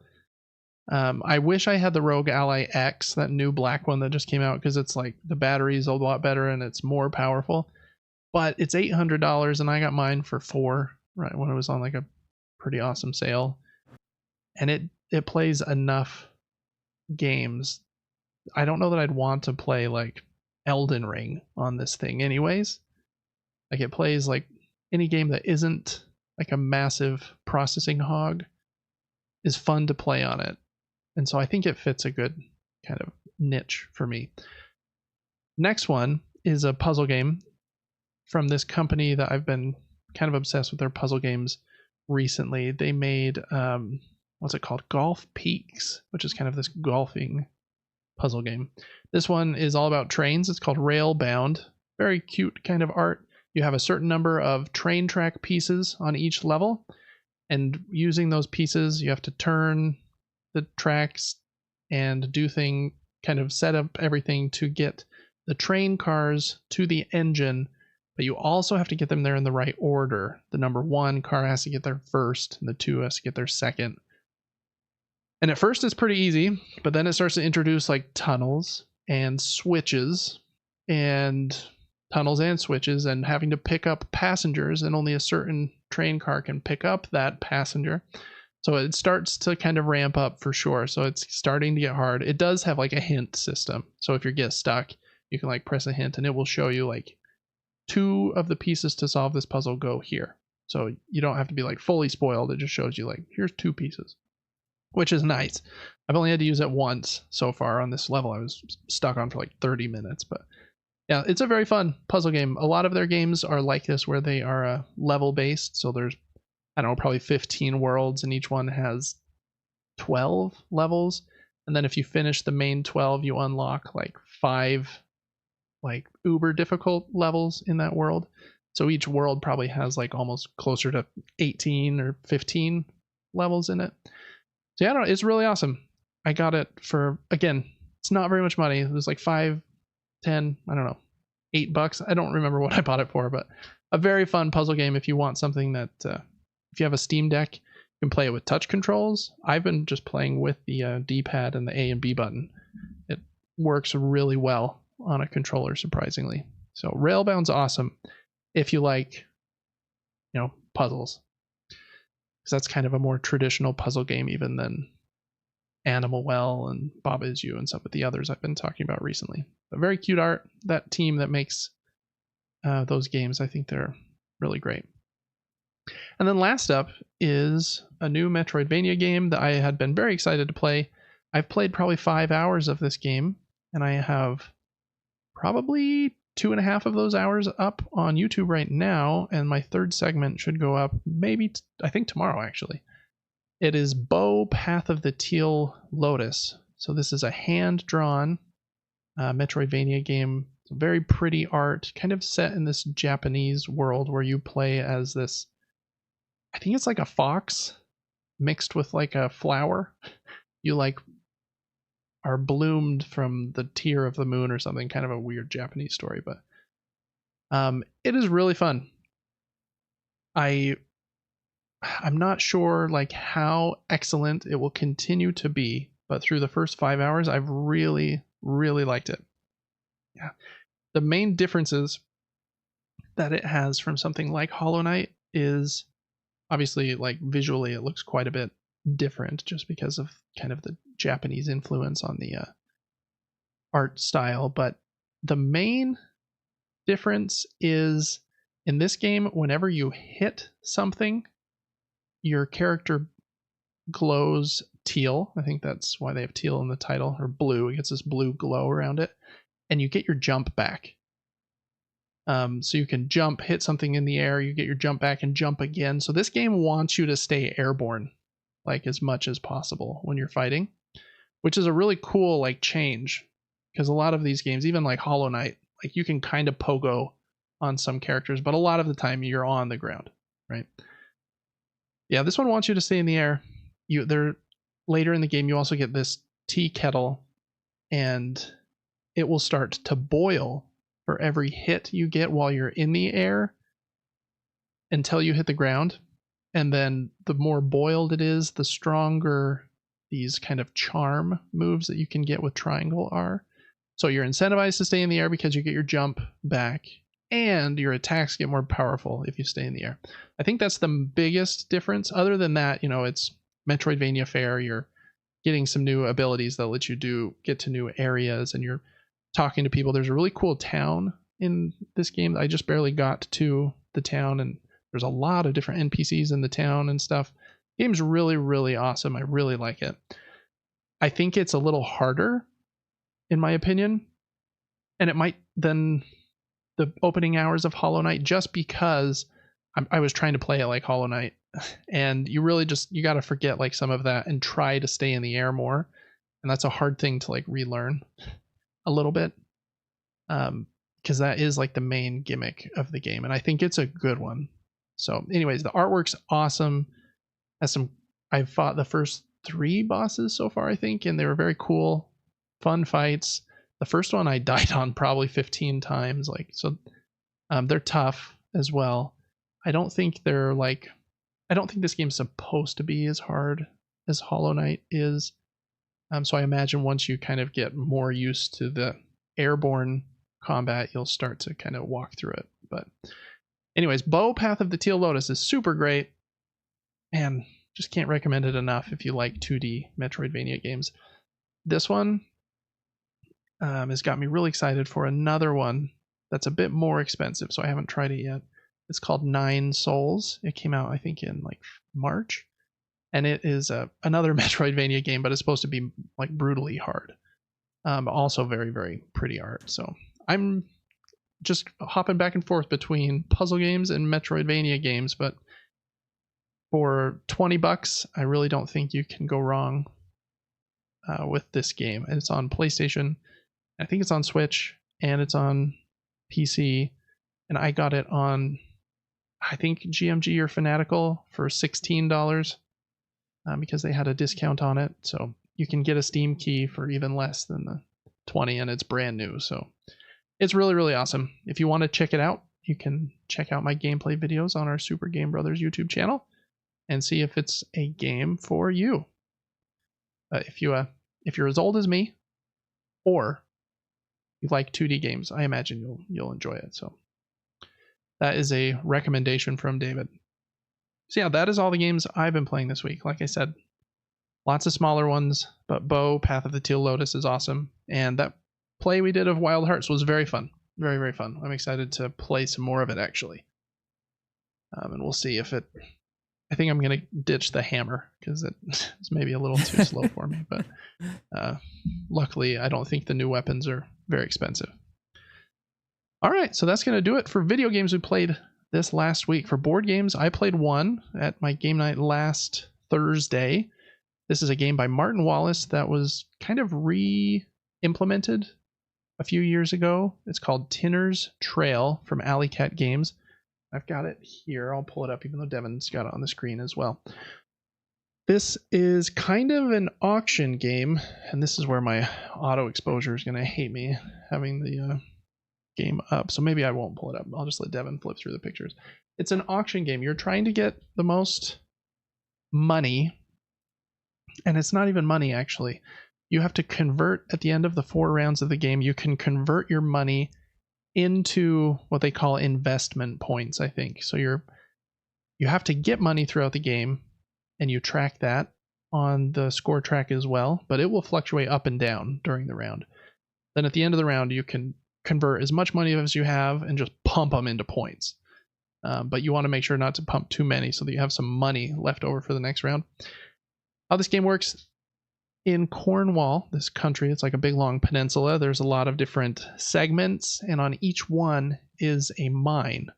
And in the mine, there will be some amount of tin, some amount of copper, and some amount of water. The water being the bad kind of thing you don't want in the mine. They're almost all of them are face down at the beginning of the game, so you don't know which mines are where. And you have to start these auctions, and everyone can bid on the different mines. If you start an auction, you might have an opportunity to peek at what is underneath, so that you kind of have some extra information and might know like if you want to really go for it. And then even if you don't win the auction, you still get half of the money that was paid for it because you kind of invested a card in the mine. It has a really cool auction system that way, where even if I don't win the auction, I don't get the mine, I might get a bunch of money from this bid as well, or this auction. And then you get some mines, and they will have, like I said, tin and copper and some amount of water. You're hoping they have a lot of tin, a lot of copper, and almost no water. And then you take actions on your turn. You might put like a port for a boat on that spot, and the ports will help remove water, might add some tin or copper if you put like a train track or this kind of water aqueduct. It's called an adit. I had never heard of that word, but we kept calling it an aqueduct. We'll add some more tin and copper to the mines that connect in those regions and remove some water. And then the main action you're doing is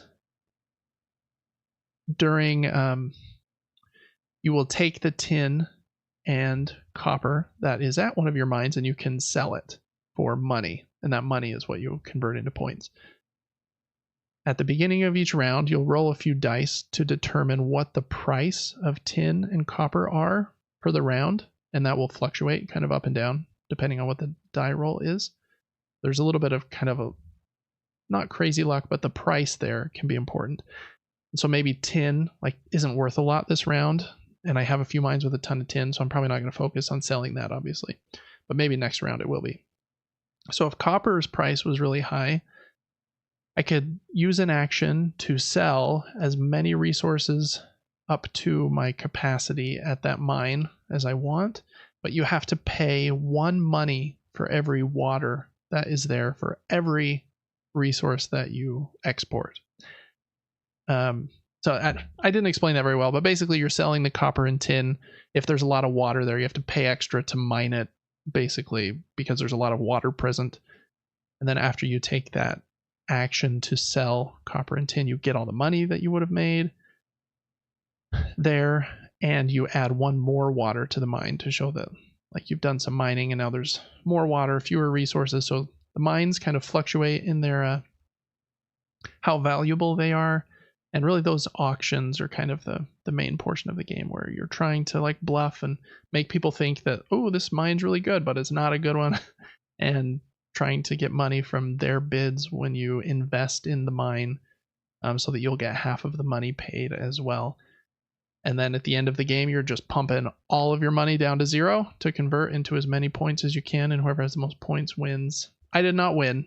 The winner had 250 investment points, I think, and I was like 190 or something. I got crushed kind of, but man, what a fun game. It's really, really cool. A very unique auction system that I think really makes it.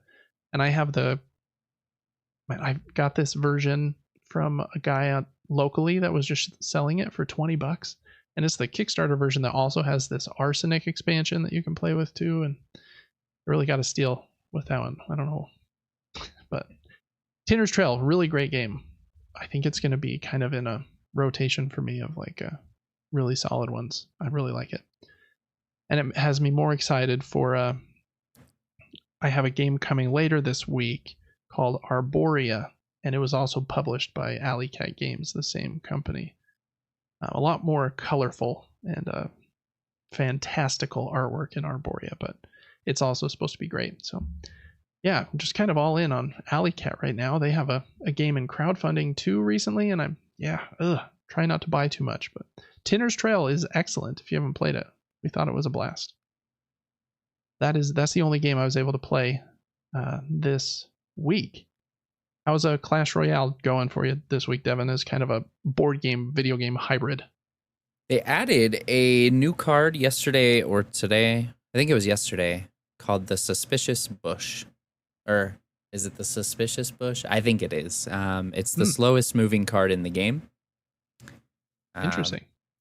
yeah, I'll show you. And basically, what it does is no troops see it. They all walk right past it, and it just slowly just walks past them. You can Okay. pop the goblins out of it with a like a log. So you have to use a But there are different unit to activate it, yeah, you have to use like a spell to actually get it to like the pop out. zap or But something. exactly, or a log. But I've added it into my deck. It's super super funny. Hmm. It really is because it seems like nothing to be scared of because they're like, oh, that's gonna take 3 minutes to get over here. I'm not gonna worry about that now, and then it just slides in there. I don't know. Super super unique card that That's kind of funny. adds a new mechanic to the game. Still fun. 2v2s are fun. The game, I don't want to say it's monotonous or super repetitive because all the matches are so different because there's such a variation of cards. Hmm. But after 8 years of playing, sometimes you're like, what am I doing? Why did I Yeah. just queue another match? No, I get it. It Uh, has such like a solid foundation though. The core is like so fun that even like when they add new yes. cards, like you said, or change from 1v1 to adding a 2v2 mode, like just playing with that core is like really fun. It's kind of the same way I feel about like Marvel Snap and stuff. Like the core is so fun, like it's just fun to hop in, even if no cards have changed since the last time I was in. It's just fun time. That's funny though. Suspicious Bush. How long of the 3 minute match do you think it actually takes to get over there? Mm, I'll bet 20 to 30 seconds Okay. probably from placing it. I would guess mid 20s. If you started it in the very back, it's very slow. That's funny. But That's a cool, funny idea though. Is there only one goblin in it? there are 2 goblins in it, and they have Two. like, I don't know what they're using, little hammers or something. Interesting. Once they pop out, only costs 2 elixir, and you can basically just throw it at any time, and nothing's going to attack it. So Right. it's very interesting. Yeah, that is odd because a lot of the units in that game are even kind of used for distractions. Like you throw something powerful down, somebody will throw something like mid arena to distract it away from the Oh yeah. towers, right? And if that one can't distract anything, it's like a very different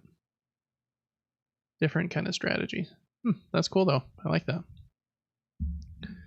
Cool. Well, lots of good games that we played this week. That's quite a list. So love it. All right, on to the news. There are a few bits of video game news, and then we will get to board game crowdfunding corner, and then we'll be out of here.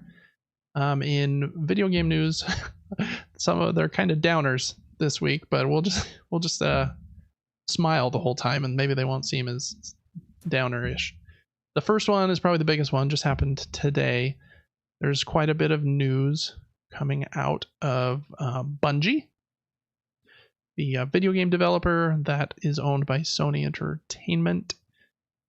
A little bit of backstory before I tell you the news. So Bungie, they've made Halo and Destiny, right? Some of the most influential games, kind of first-person shooters of all time. Microsoft acquired them right before Halo came out on the original Xbox in the year 2000.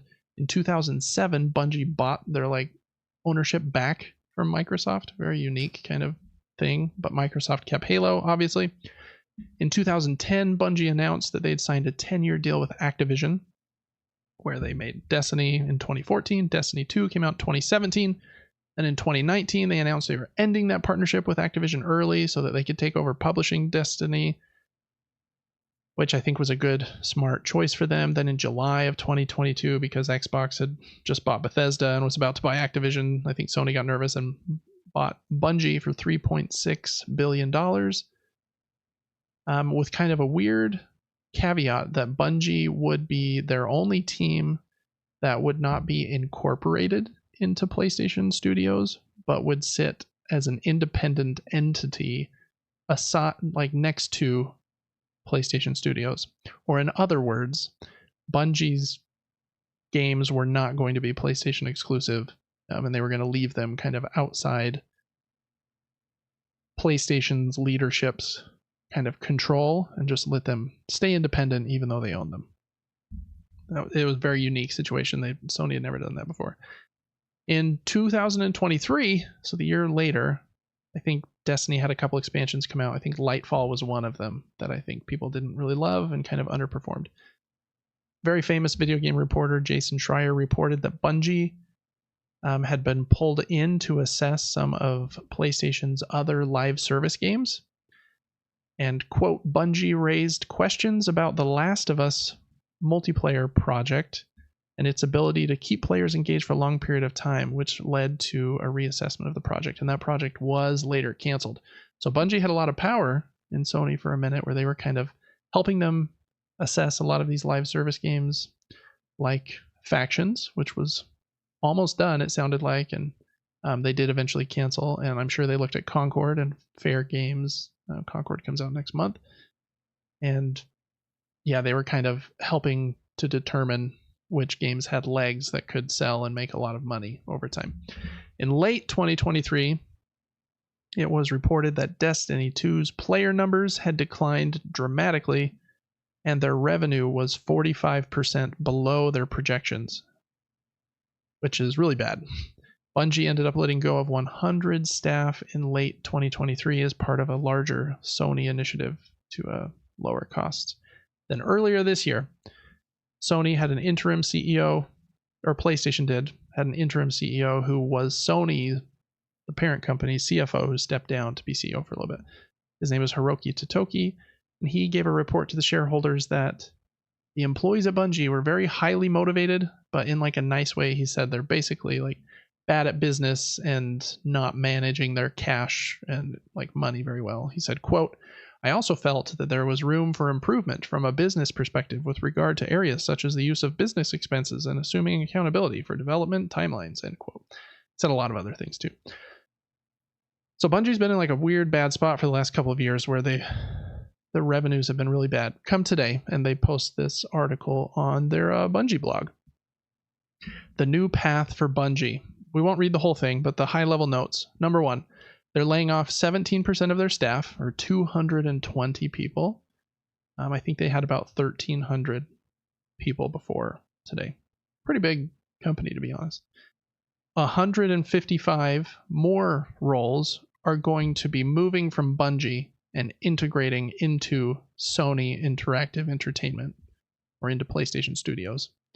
And as part of that, from some further reporting from Jason Schreier, 40 of those 155, as well as maybe some other people that will be added to that team, are going to create a new team inside PlayStation Studios with the kernel of a sci-fi game that they've been developing.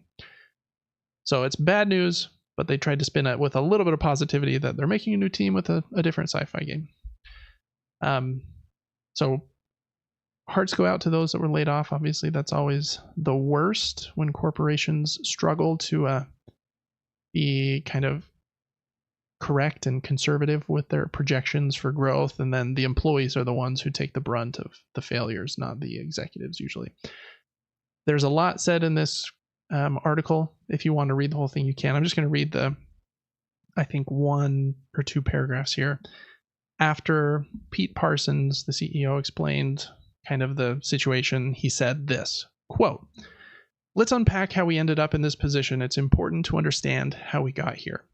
For over 5 years, it has been our goal to ship games in 3 enduring global franchises. To realize that ambition, we set up several incubation projects, each seeded with senior development leaders from our existing teams. We eventually realized that this model stretched our talent too thin too quickly. It also forced our studio support structures to scale to a larger level than we could realistically support, given our 2 primary products in development, Destiny and Marathon.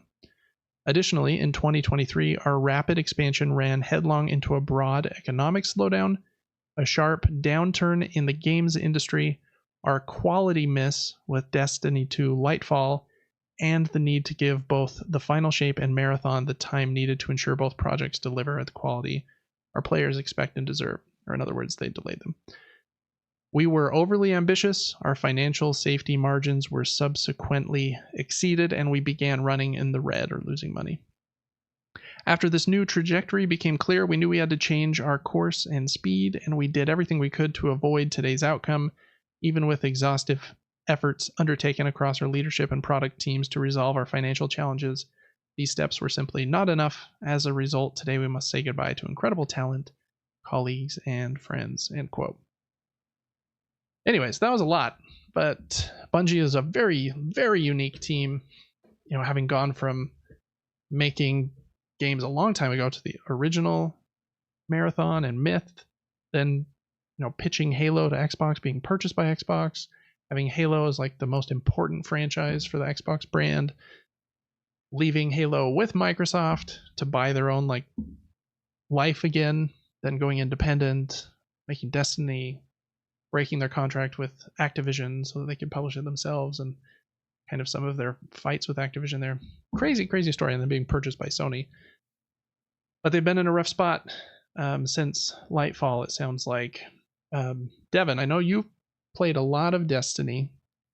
Mm-hmm. How much Destiny have you played in the last couple of years, kind of around the time that Lightfall, and I don't think you've played the final shape yet, but like, do you have any plans of going back to it? What do you think kind of caused to, at least from that game's perspective, kind of, I don't know, push some people away? They mention it not hitting their quality targets, but was there anything else that you can think of? No, I felt like that game was extremely high quality. I feel like I just kind of maximized my character, and DLCs seemed to take a little bit too long to come out.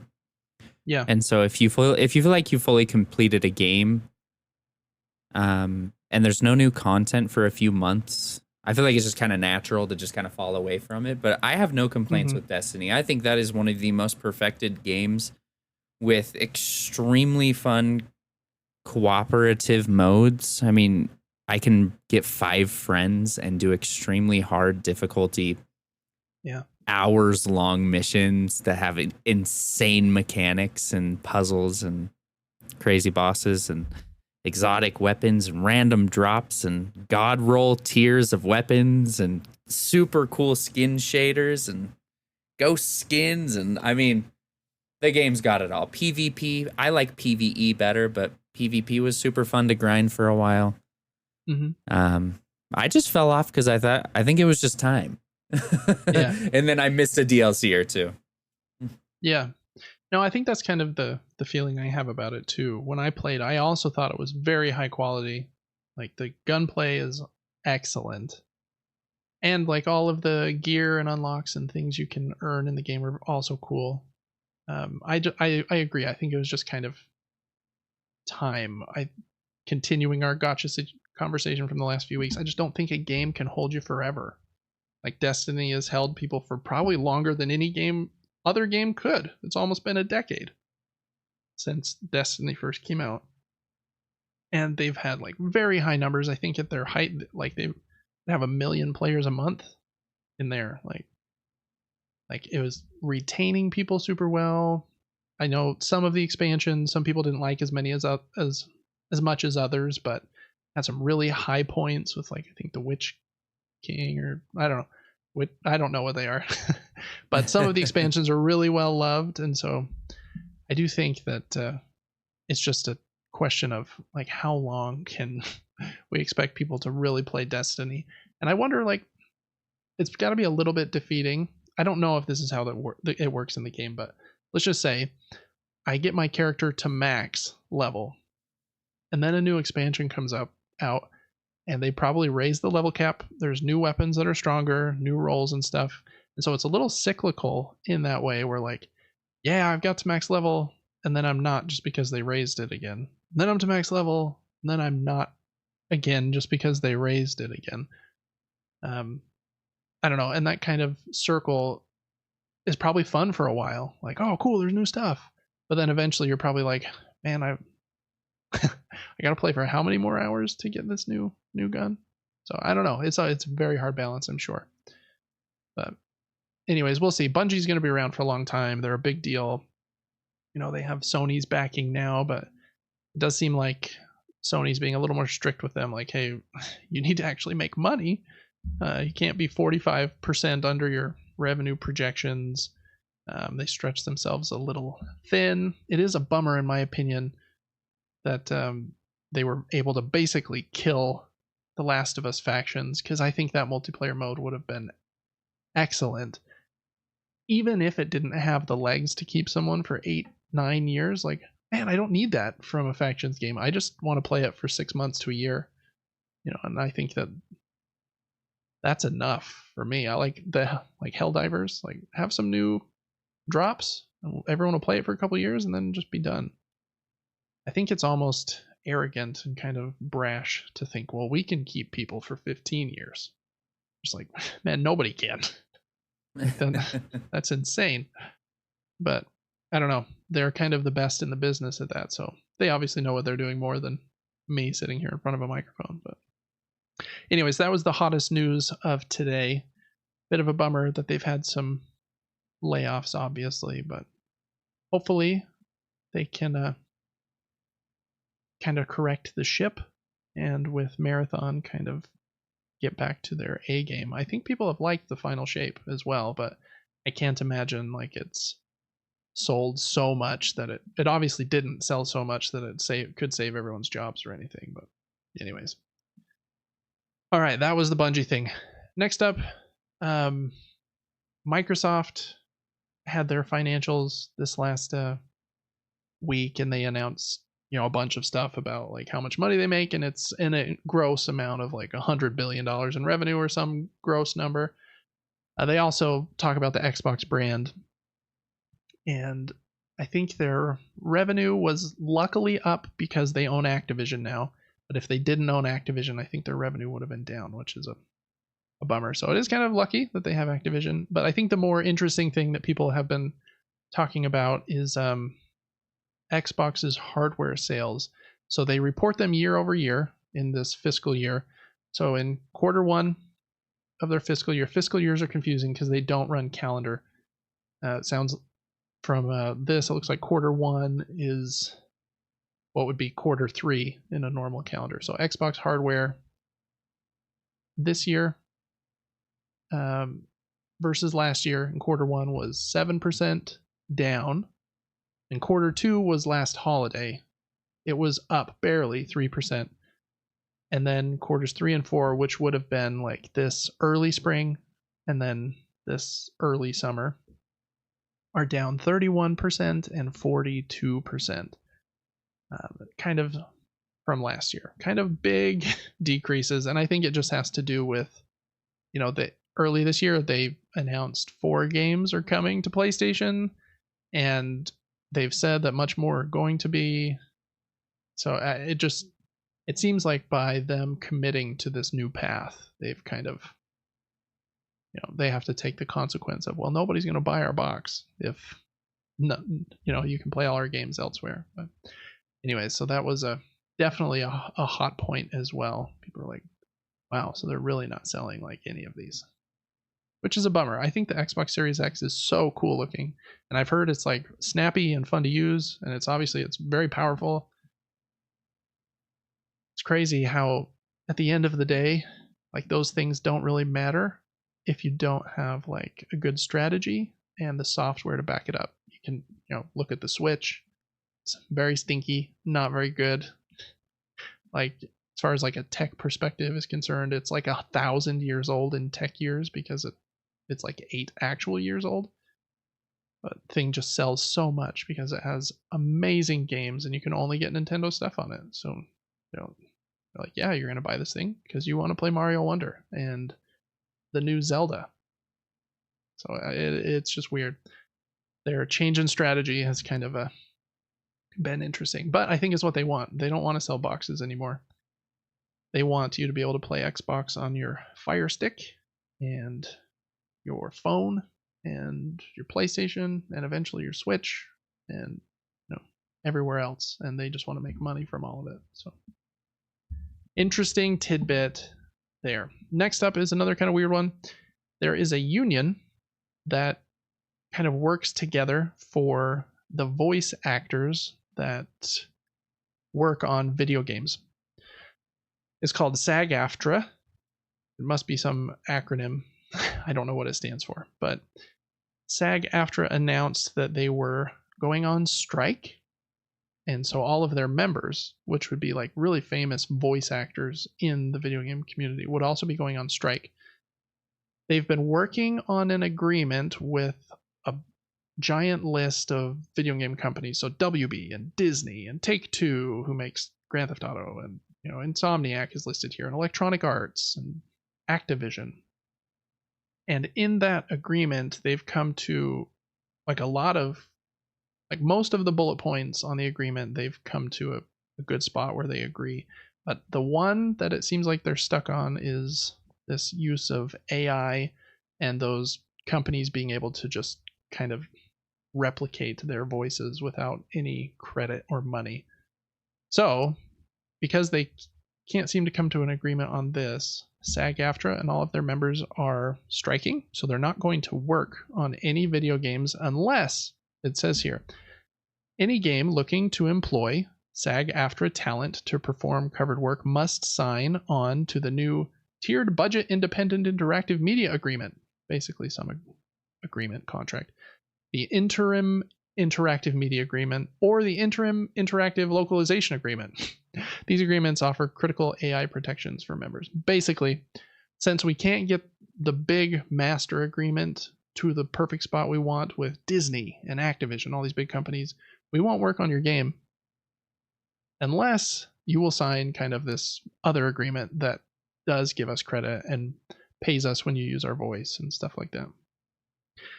So that strike just started last week on July 25th. That might have even been over the weekend. I don't know. So a little bit there. I don't know every detail about it, about, unions and striking and stuff, but the president of SAG-AFTRA said at the end of this notice that they were going to be going on strike, a quote here, and I'm just going to read that. It said, quote, "We're not going to consent to a contract that allows companies to abuse artificial intelligence to the detriment of our members. Enough is enough. When these companies get serious about offering an agreement our members can live and work with, we will be here ready to negotiate." And that was the president of that group, Fran Drescher. Anyway, so that's been kind of a big deal. It's hard to know which games are even going to be affected by it. Take-Two did come out, since their name is listed here, and say that Grand Theft Auto 6 will not be affected by this. I don't know if that means that they did work with all the voice actors and signed this kind of intermediate agreement, or if all the voice acting contracting was already done in GTA 6. I don't know, but that might... We'll see if they're able to come to an agreement quickly and it'll just be done, or if the strike will kind of go on and games will start to get delayed and stuff. It'll be interesting to see. This happens a lot with writers of TV shows, like the writer strikes were a big thing. I can't remember when that was, if it was last fall or the fall before. And so TV shows, were struggling to get their writers back, basically, because they don't pay them very well, because the executives make $50 million a year and they don't want you to make any. What's the word? Corporate capitalism. Hooray. Anyway, so I wanted to give that a little shout out. All right, last up. Well, this isn't last actually, but it's almost last. A couple little small things. For the last few weeks, I've been talking about another puzzle game, which is excellent. It was one of the most influential games to ever come out as far as indie games are concerned. I think it came to the Xbox 360 marketplace 12, 14 years ago. It's called Braid. And just in May, Braid Anniversary Edition came out, which is a full remake of the game, added, I think, 40 new stages and 15 hours of commentary. Every bit of the game was the art was repainted and done. They said for every pixel, I think in the original game, there were 9 pixels in this remaster. So it's way more pretty for 4K screen, so that this version of it could just kind of be beautiful forever. This game has unfortunately not sold at all. It sounds like there's this video going around of Jonathan Blow, who is the president of this company that makes this game. They also made The Witness, probably most recently, and they're working on something else. Someone made a video of him for the last like couple of months. I guess he streams sometimes, and so they've taken a bunch of clips from his streams of him talking about how the game has sold. The first clip was from 30 days after the game has sold. Someone asked if it had sold well, and he said, well, quote, well, it depends on what your standards are. If you compare it to nostalgic things, like the Jeff Minter game that's on Steam or Atari 50, it sold much better than all of those. But it has still sold like dog, substitute the word crap, compared to what we need to make for the company to survive, end quote. The future is uncertain, let's put it that way. It hasn't been good. Then, at 68 days after release, someone else asked Blow if he was happy with the Anniversary Edition sales. He said, no, they've been horrible. They've been utterly horrible. 74 days after release, someone asked him something else related to what they're working on. They're making a new programming language called Jai, which is crazy that they're even doing that. And someone asked him about it and how many people on their team would be working on this tool. He replied, none, because we can't afford to pay anyone because the sales are bad, end quote. So I wanted to give that a shout out. Like, this is like an absolute classic as far as video games are concerned. And maybe most people have already played it and they don't feel like they need to play it again. But it's just another example to me that too many games come out. Like, if this one of the most important games of all time, this game comes out and gets remade this beautifully with 40 extra levels, like tons of developer commentary, and can't sell enough for them to even like survive, it's got to be rough out there trying to make games. Yeah, that's kind of like sad. If you're some nobody, like if I was going to make a game, no one would even see it. Like, it would be lost to like time. Because he's like one of the most well-known indie developers of all time, and if his game can't sell, like, what the heck? Lots of luck involved in winning. I don't love that. They put a lot of work and like thought into like remastering this, and it's beautiful, and then you don't get any return from it. That like hurts my heart a little bit, just slightly. It's hard. Mm-hmm. Yeah, and it just continues that way with Steam having, I think, like 10,000 games released a year, and PlayStation having a couple thousand. Like, it's just, unless you've got a big name, your game's not even going to get noticed. And even if your game has a big name and like the highest level of quality, you still might not even make any money, which is crazy. So anyways, just wanted to call that out. That was also a hot topic today. So buy Braid Anniversary Edition. I kind of knew that something was wrong in my heart of hearts, because the game came out, I think, in May, like the middle of May. And a few weeks later, I saw it on Steam. It's a $20 game, I think, and it was on sale for $5. And so I bought it. I was like, wow, that was like a crazy sale. Why was it on such a low price already? But now it makes sense why, which is a bummer. So maybe I'm part of the problem, right? I'm not rich. I can't afford to buy every game that I want to play on day one. I have to wait for some sales. So I at least bought it. I didn't pirate it. I didn't do anything crazy. I gave him $5, but attaboy. More people need to play Braid Anniversary Edition and play good games. You know what? Stop playing bad games, people out there. Tick me off. Anyways, Xbox 360 store finally shut down. I think it shut down yesterday. So pour one out for your old friend, Xbox 360 store. This is what it looks like if you sign into your Xbox 360 now. I don't fully remember what it looked like, but I think there was a big storefront kind of featured here on the homepage. So it's very empty if you sign into your Xbox 360 now. I don't know how many people are even doing that, but anyways, it is sad when these storefronts shut down. Just wanted to give that a call out, and that is the last bit of video game news this week. We got 2 bits of show news, and neither one of them is technically video game related. They're kind of tangentially related, and so I wanted to give them a call out. Squid Game Season 2 comes out the day after Christmas this year, and a 3rd and final season will be out next year in 2025. So it seems like they want to do Season 2 and 3 quick. I wonder if they will be 2 like halves of the same story or something. Because I think the first season came out quite a few years ago, like 4 or 5 years ago or something. I don't know. It's been a minute. Did you like Squid Game, Devin? I thought it was kind of fun. It was a little very odd, but it's kind of captivating. The whole world loved it for a minute. I'm gonna be honest. I think I was an immature child when this came out and decided not to watch it because it was getting so much hype. I've never seen this. I kind of know what it is, but you should watch it just so you know. It's pretty. Yeah, good. I'm too down to watch it. I don't know. I don't really know why I didn't, but I remember that I didn't. Yeah, I mean, it was a little hard to convince Lacey to watch it because I don't think there's even an English dub. Maybe there is. No, I think it is dubbed over, actually. I think we watched it in English. But, you've still got the character mouths moving in Japanese in a different way. So it was hard to convince her to watch it at first. But I think she ended up liking it. It's pretty good. So look out for that. After you're done opening your Christmas presents, just know that the next day you can watch people get brutally murdered. Just what I want. Yeah. That honestly is what I want. Anyways, continue. Last up, a new animated TV series called Terminator Zero was announced, also coming to Netflix on August 29th, so just in a few weeks.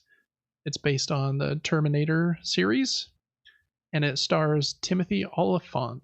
I don't know how to pronounce his name, but I really like him. He's in The Mandalorian and Justified, I think, is the big show that he kind of was the main character on.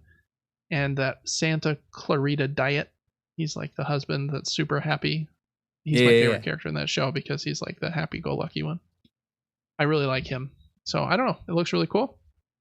I don't know much about the Terminator world, like I said, but if you like Terminator and animated TV shows, then Netflix has been making good stuff with like Castlevania and stuff lately, so hopefully this will be at the same quality level. We'll see. All right, well, that's going to do it for video games this week. So in board game news, like I mentioned, there's not a lot because Gen Con's going on. It's kind of a time where nothing really gets announced other than some like secret games and reveals, maybe if you're there. And we'll see if anything exciting comes out from that convention. I'm not going to these conventions. Like, I can't fly to Indianapolis and then to Germany next month for a spiel. So I just kind of get the lowdown afterwards. I also don't want to go stand in a convention room. I just want to stay home and play games. So anyways, lots of games to look at here, though, in crowdfunding corner. Got quite a few. We're looking at games here that are ending in about the next 2 weeks. First one is called Ascension Legends, and this is a deck building card game. And I guess the first version of it came out about 15 years ago, and it's had a couple different versions since then. And I think like 15 different like add-on decks have come out. And I don't know a lot about it in the gameplay, but you're playing cards to get better cards to score. I think they call it royalty, basically points. This is a new kind of standalone version called Legends that comes with, I think, 4 decks. And so you could just get Legends, and kind of it's a new starting point, entry point for people to get into Ascension. And then they have a bunch of add-ons you can buy, like the playmats or the original version or every deck that's ever come out. They're reprinting. So if you like Ascension and don't have everything, I think some of them are hard to find, again, because they're kind of old at this point. They are reprinting everything along with this expansion. I think the cards look kind of cool, but I'd have to look more into the gameplay to see if it's something I would like. I think the pledge there for just this kind of new starting point, Ascension Legends, is $40, which isn't too bad, to be honest. You can get like the $65 one that has the foil cards and the playmat, but you can just get that base one at $40, which is a pretty good price. So I wanted to give Ascension Legends a shout out. That one is on GameFound, not on Kick. I almost said Kickfarter, but that's not the name of the word. GameFound starts with an F, and so I was on the F trail there for a minute. It's on GameFound, not Kickstarter. Ends on August 7th. So by the time you hear this, you'll have like 4 or 5 days left. Next up is an expansion to one of the most popular kind of like strategy kind of war games. You're fighting on a big map with big miniatures in the dunes kind of playing with like Egyptian gods and stuff. This game's called Kemet, and I think the first game was called Blood and Sands or something. And this expansion is called something that I didn't put in the document, so I'll have to tell you the name. Oh, here it is, Rise of the Gods. And it has quite a few different pieces to it. You can just get the expansion, which adds a bunch of these kind of giant miniatures that are the gods that you can fight with. There's like servants to the gods that are kind of medium-sized miniatures, and they all include cards and stuff. In this game, you're trying to like control parts of the board to build, I think, different sanctuaries, but then you're also fighting a bunch with the other players. And like it says here, there's a 2v2 mode, a 2v2v2 mode, a 3v3 mode, solo mode. I'm guessing there's a 1v1 mode as well, but it didn't list that right here. But this is very much like a big miniatures game where it's probably pretty pricey. If you want the all-in, you're going to be like $300, but there's a lot of stuff there. And I know that people did like that earlier version, Blood and Sands. It also comes with this ginormous, they call it a big box. Is a pretty common thing to do in board games when they like kickstart an expansion. You can get it with the big box. And so it will come with the new stuff and then a lot of empty space so that your game from before can also fit. And then everything will just be in that big box. That big box is a big boy. He's very big. It's kind of like that Labyrinth game we looked at last week, and it's like a square. It's not even like a board game box size anymore. It's just a cube. I don't know if it shows dimensions, but I think later down it does show like all of the different cavities. Like this will hold this, and this is separated this way because it has to hold all those miniatures too. Like it's a lot in there. But if you like Kemet, this will have some new stuff, some new ways to play. If you're just getting in, it looks like it's a little tricky. I was like, can I just buy like the base Kemet game? And I don't think you can. This base pledge of 75 euros is for the new stuff and the big box. So you wouldn't even have the game to play. It's just the new stuff. And so I think to get a pledge that has the base game as well, you're looking at like 150. If you scroll down a little bit more, Devin, we should be able to see here in the rewards. There's the Collector God Pledge, and I think that one, with the exception of the core box. If you want the core box as well, you have to do the new God Pledge, which I guess is for new players, that has the original game, the new stuff, and the big box. But then it also comes with a lot of other stuff. Like I want a pledge that doesn't have those. It has like the sleeves and the playmats, and I don't know, kind of a big barrier to entry for new players, in my opinion, to be 230 euros. It's like, what, $260? And you haven't even worried about shipping yet? I don't know. But Kemet's kind of a big deal. So again, wanted to give that one its dues. Cool pieces. Crazy. Yeah, very cool miniatures. Mm-hmm. And that, scroll down just a little bit more to show all the cavities in the big box. Oh, it's unbelievable because that's not the end of it right there. It continues. That's just like the top half. Yeah. The box, that's crazy. It showed dimensions. It's 13 by 13 feet. Nice. Is it 13 by 13 by 13 inches? No, I don't know. Oh, okay. If it is, that's this. I think the size of one of these Calyx shelves, the entire shelf. And so maybe it is something. My guess like is they probably make it to be that, because I imagine they don't want to make it so big it wouldn't fit on what is the most common board game shelf. But anyways, I know a lot of people like Kemet, so maybe I'm missing out on something here, but it looks a little too fight me with your plastic dude to me, where I usually like, Euro games a little more. But anyways, that is Kemet. Ends on August 7th, also on GameFound, not on Kickfarter. All right, next up, I think the rest of these are all on Kickstarter.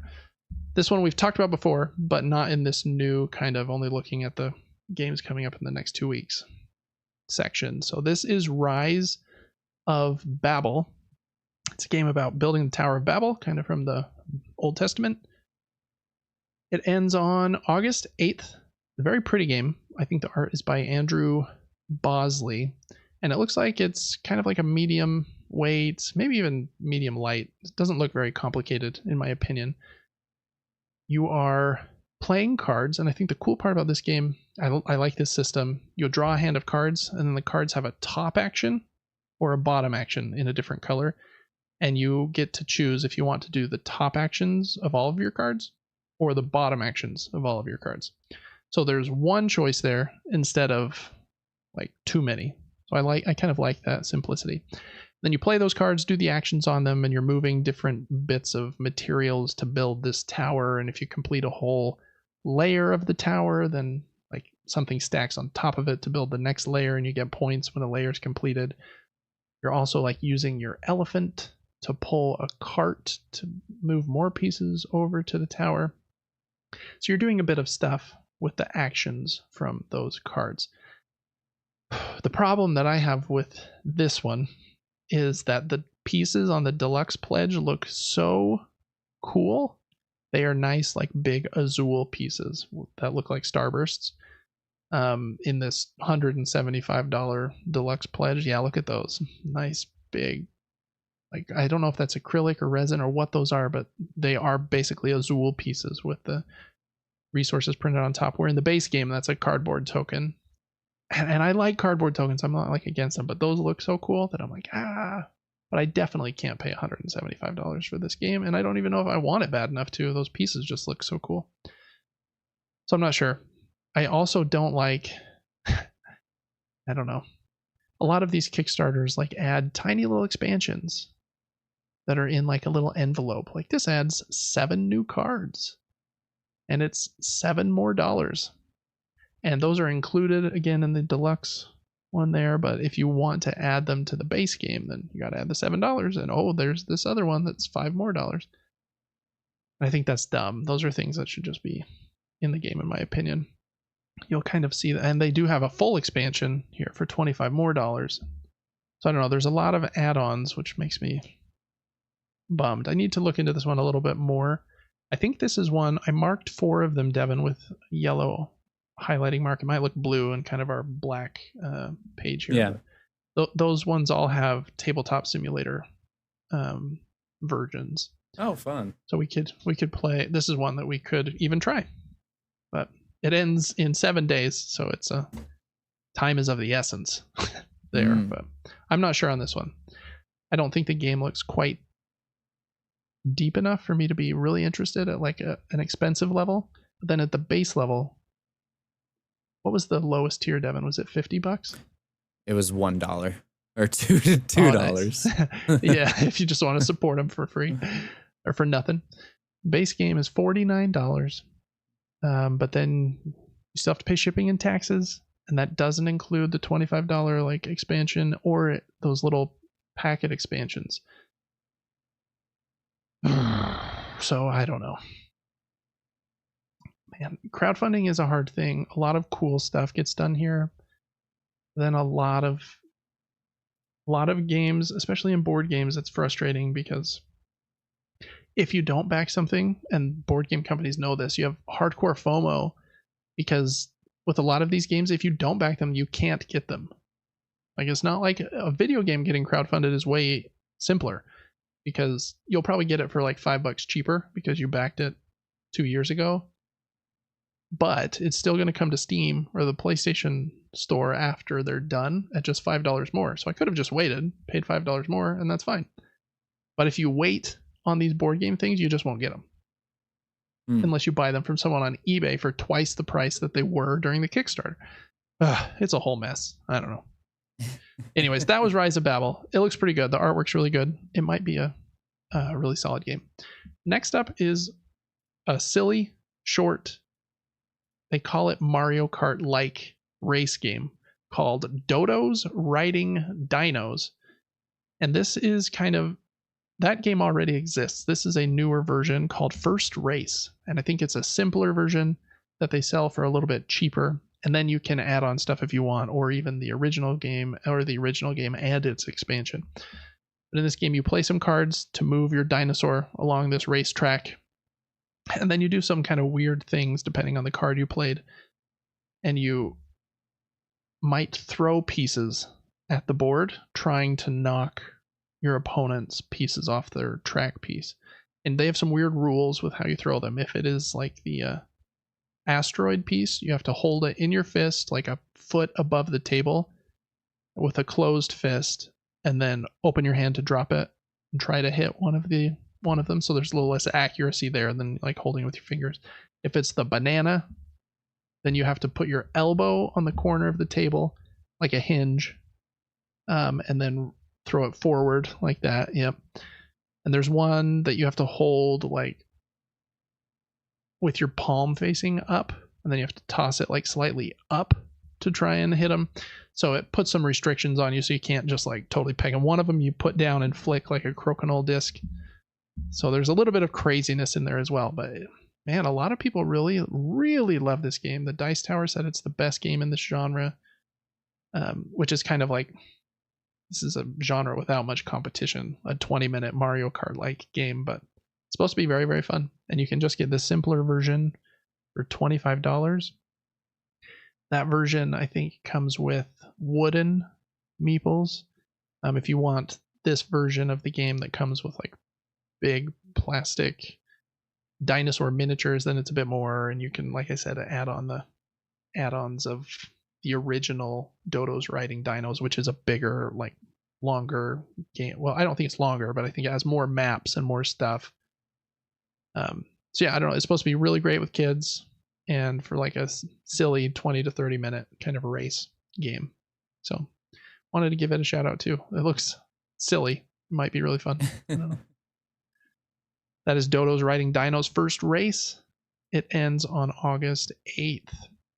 Next up is very much the opposite of that. This is Luthier, the Art of the Instrument, and it's what looks like a medium, maybe medium heavy. I can't really assess the weight just from looking at the page. But a medium weight Euro game where you are trying to build musical instruments for musicians. I think they even mention a few, like Mozart and a few others by name. And how you do it is you'll be placing these tokens face down on these different spots, kind of like Fractured Sky. It's blind bidding, so you're putting a value there, and then it gets revealed, like what strength did you put at this location, and whoever put the most strength there gets better stuff from the location. So you're kind of bidding for these worker placement spots, and then you're building instruments and selling them to like people that come into the shop, and trying to, when you sell them to people, that card gets tucked in the back of your board and helps you buy things at a discount in the future, I think, is like the engine building part of the game. The components of this game are very, very pretty. They have a few different versions you can back as well. This game's pretty pricey. Even the base version, I think, is $79. But it's like very high quality. And then they have, or 69 it looks like. And then the deluxe version is 99. Then you can get like the deluxe one with upgraded pieces, so they're no longer wooden tokens. They're like made to look like, you can get like string is one of the materials they look like, or yarn or something. And they made it in the shape so it actually looks like string and yarn. In the most expensive version, it's like really hardcore stuff. It actually comes with a baton as the first player token. So you can get really into like the nitty gritty there if you want to, but I do love a good Euro game. This one's been getting quite a bit of buzz on Board Game Geek, so hopefully the gameplay's solid. This is also one that has a tabletop simulator mod, so it might be worth trying out as well. If you like Euro games, this is one to probably keep your eye on. A little pricey, but most like medium heavy Euro games are. Just kind of how it goes. All right, that was Luthier. Next up is Dead Reckoning Port of Call. This game uses a unique system where you are kind of building your pirate characters by putting a bunch of different cards in a card sleeve. And those cards have different transparent sections of them that overlap. And so you can like upgrade a pirate, and then when you upgrade it, you slide a new card in that'll add like a new ability or like make him stronger and stuff like that. Really cool system. There aren't a lot of games that do that. So the game comes with sleeves so that you can do that. And I think the sleeves even have stuff printed on them themselves. So I think that's the main shtick of the game, is kind of the crafting of your pirate crew. But then you are doing this fighting, and it looks like there's a cool dice tower. You drop these cubes down. The dice tower is shaped like a pirate ship. And then I think where those cubes kind of bounce out of the pirate ship determines if you got a hit or something. I don't know much more about the game beyond those few things, but Dead Reckoning is a pretty popular game as well. So I imagine this expansion is going to do well. It has almost 3,000 backers with 8 days to go, and it's raised like over 300 grand. So it's doing pretty well for them. And I think this game was maybe even designed by John D. Clare. Can't remember, but so it's a pretty solid game. It's tricky for me. This is a kind of an expensive one. I feel like all of the pledge levels are pricey. Like just the expansion is $45. And I think the expansion isn't like that expansion box is pretty small. It's just more stuff that would go in your main game, I think. And if you want like the game, it's $80, and there's also shipping. So yeah, it's hard for me to back too many Kickstarters nowadays because the prices are so stinking high. Just expensive. They do have this cool version though that's an actual wooden box. Yeah, I don't know if you want to hold it in a very cool thing that has, I think, drawers that slide in and out. It talks about the 7 layers of that cube there, but it's supposed to be a good game. I have not played it though. That is Dead Reckoning Port of Call. It ends on August 9th. All right, next up is Epos, and this is probably the game I looked at the least. It's from Spielworks. It has 11 days left, so it ends on August 11th, and I think it says here on the box, it's a new game in the, I don't know how to pronounce that, Gentis line. And it very much looks like kind of an old, like kind of dated Euro as far as like the box art is concerned and stuff. It's just like blue box with yellow title, and then the board is a map. And I haven't played that original game, so I don't know if this is like a series to be like super excited about or not. I even think like the graphic design here on the cards is like kind of bland and hard to see. But since it was in kind of a famous line, I just wanted to mention it in case anyone loves Gentes? How would you say that, Devin? Gentes. Yeah, I don't know. Anyways, so sorry, folks. I don't know a ton about that one. 3 more here, and then we'll be done with Crowdfunding Corner. Next up is Jurassic Feud. This is kind of not a sequel, but like a new version of an earlier game called Catapult Feud. But this time, instead of being medieval catapults, it's dragons and dinosaurs with also some castles. Basically, in this game, both players set up their castle and then start launching rocks out of their catapult dinosaur at their opponent's castle. And whoever can knock down their opponent's castle first, I think, is the winner. I think there are like more rules than that I just explained. Like there was like a little kid version where it basically is just that, and then you can play with like more rules.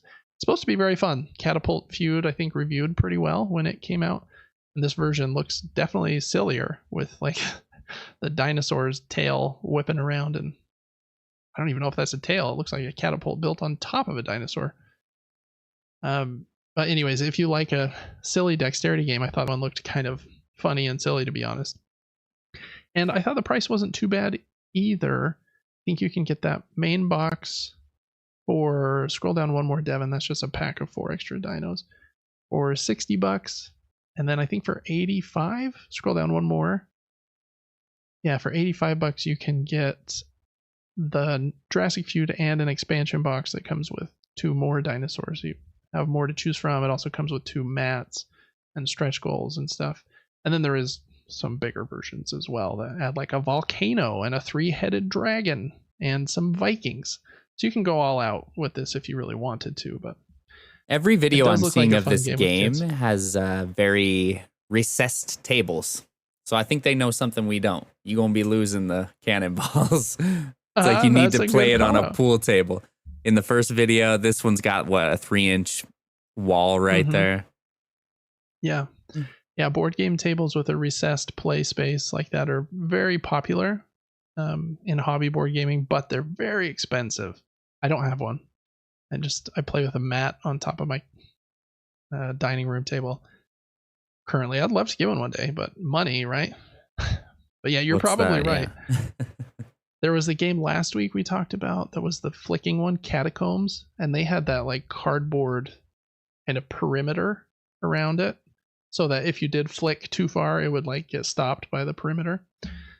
But yeah, this one I don't think is getting stopped by anything. But maybe if they expect you to hit the castle each time, maybe it would hopefully stop. But I imagine stuff's gonna be flying everywhere. A few of these games have given me Chuck Rock vibes. The dinosaurs in some of these games and these cavemen and like you're launching boulders. That's true. And Dodo's riding dinos. I can see that vibe. And then in this one for sure, that Triceratops definitely looks like that Triceratops boss in Chuck Rock a little bit. I think that was one of the first bosses was a Triceratops. That's a deep pull. That's not the term. Deep cut. It's a nostalgic Super Nintendo game called Chuck Rock. Yeah. Very nostalgic. That's a funny one. Google that if you haven't seen that video game, and if you like games from the Super Nintendo, it's a good one. That one ends on your birthday, Devin. August 14th. Ooh. Jurassic Feud ends. So maybe someone will gift you a copy of Jurassic Feud. All right, 2 more. Next up is Sprocket Forge. This is an engine building game that I think looks a little janky in its marketing. Like the marketing video here is a little weird. And it doesn't look very complicated. It's kind of a medium light game. But it has a couple cool parts. You basically have this factory, and I think you're trying to produce mana or magic for the different like people around in the town. And how you do that is you have this connection. You have this factory with this main machine with 5 different gears that are interconnected, and they spin each other. And you get to customize your gears a little bit. You can put these little cardboard circle pieces inside the gears. And you get to choose which ones you put in. And then those gears will spin at different points to produce the different goods. And then you can complete contracts with the different types of magic that you have. So I don't know. I kind of like that idea of the spinning gears. There are other games that have used gears before. I think Zolkin is the most famous, but I think one of the complaints some people have about Zolkin is the gears don't turn very often, but this one looks like you're doing it very often. I don't know. So it looks like it could be a fun game, even though like I don't think the art is like amazing and anything about the game looks like super incredible. It does have like a deluxe version of the game with metal gears, and they look really cool. But there's also one other mechanic I like in the game. At the top of your factory, you have this recessed section for like the chimney of the factory, and every time you use a resource to complete a contract, that resource goes into your chimney as, what do they call it, as like the waste from your factory, and you have to spend some other actions to clear the waste, or else as you get more and more like smog, those pieces in your chimney there, then it starts to limit which cards you can interact with on the board. So I thought that was kind of a cool idea to keep track of the waste there. I like games that have kind of a record of goods sold. It's one of the main reasons I loved Sand, which came out from DeVere Games this last year. You got to keep, anytime you sell something, it goes in like your accounting book over on the side and like this nice perfect slot. I like that feeling. You kind of have a visual representation of everything you've accomplished during the game too. Yeah, so I don't know. Aesthetically, I don't think it looks amazing, but it could be a kind of fun system. Those metal gears are kind of cool looking. But that weird orc with the monocle, not so sure about him. So anyways, that's Sprocket Forge. That one ends on August 15th. That one also has a tabletop simulator mod. And then last up is Yonder. This is a fantasy worker placement game from Sinister Fish Games. They have had some really big hits. I think Villagers was probably their biggest hit. And then Streets came after that. Maybe I'm missing one that was a bigger hit. I have their latest game. It's called Moon. It's a really, really fun game. This one, all of those games come in like a very unique sized box. It's like the size of a, I don't even know what that big. The size of a, say you took 4 cans of soda, laid them down with 2 next to the other 2, and then put 4 on top of them. Well, whatever. I'm trying to explain a box size. It doesn't matter. Yonder, this game is a worker placement game where you are, I think, trying to, like most Euro games, you're probably trying to get the most points to have the most influence in this town. You do that by putting your workers down, but you can attract different kinds of workers to your area, and the different types of workers have a different meeple, and they work differently. I like about their games at Sinister Fish, they make their artwork like very simplistic. If you looked at it at like first blush, you might think this artwork like isn't done. But I kind of like the minimalist kind of value to it. And even the meeples are like very like simple. Like the skeleton is just like a really tall, weird looking white meeple with 2 eyes, and that's all that's on it. Anyways, the different workers act very differently. There are these big ogre ones. Whichever spot you put them on, they produce twice as much of whatever's there, because they're big and strong. There are the orcs, I think, or goblins is probably what they're called, and when you get them in a set of 2. There are you can see all of the bonuses here. The skeletons don't need to be fed at the end of each round, which can be a big deal in games. Having to feed all your workers can be difficult. The elves can go to spots that other workers are already on, which again, in worker placement games, blocking is usually a big deal. So I like that there's that differentiation. And again, those meeples are kind of minimalist and silly looking. And then you're also kind of has an Everdell element where you're playing cards down in front of you into your own like little community. And then you can play your workers on your cards as well. Any worker that you play on your card would activate that card. You can play your workers on the communities of other players.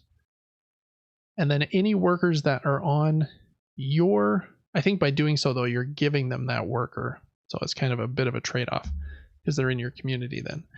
And then any workers at the end of your round that are in your tableau of cards, your community, you have to be able to pay a food for each of them, or else they are lost and go back to and I think you lose some gold as well for not being able to feed them. There's also these boat pieces, and you're using them to trade, I think, and to fulfill these kind of shipment cards.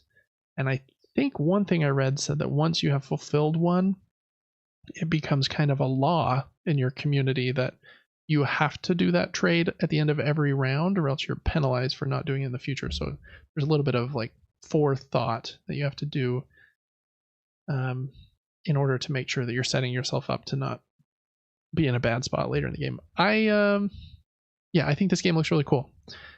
Scroll down to the prices, Devin. I don't remember exactly what they were. You've got the Kickstarter edition is €50.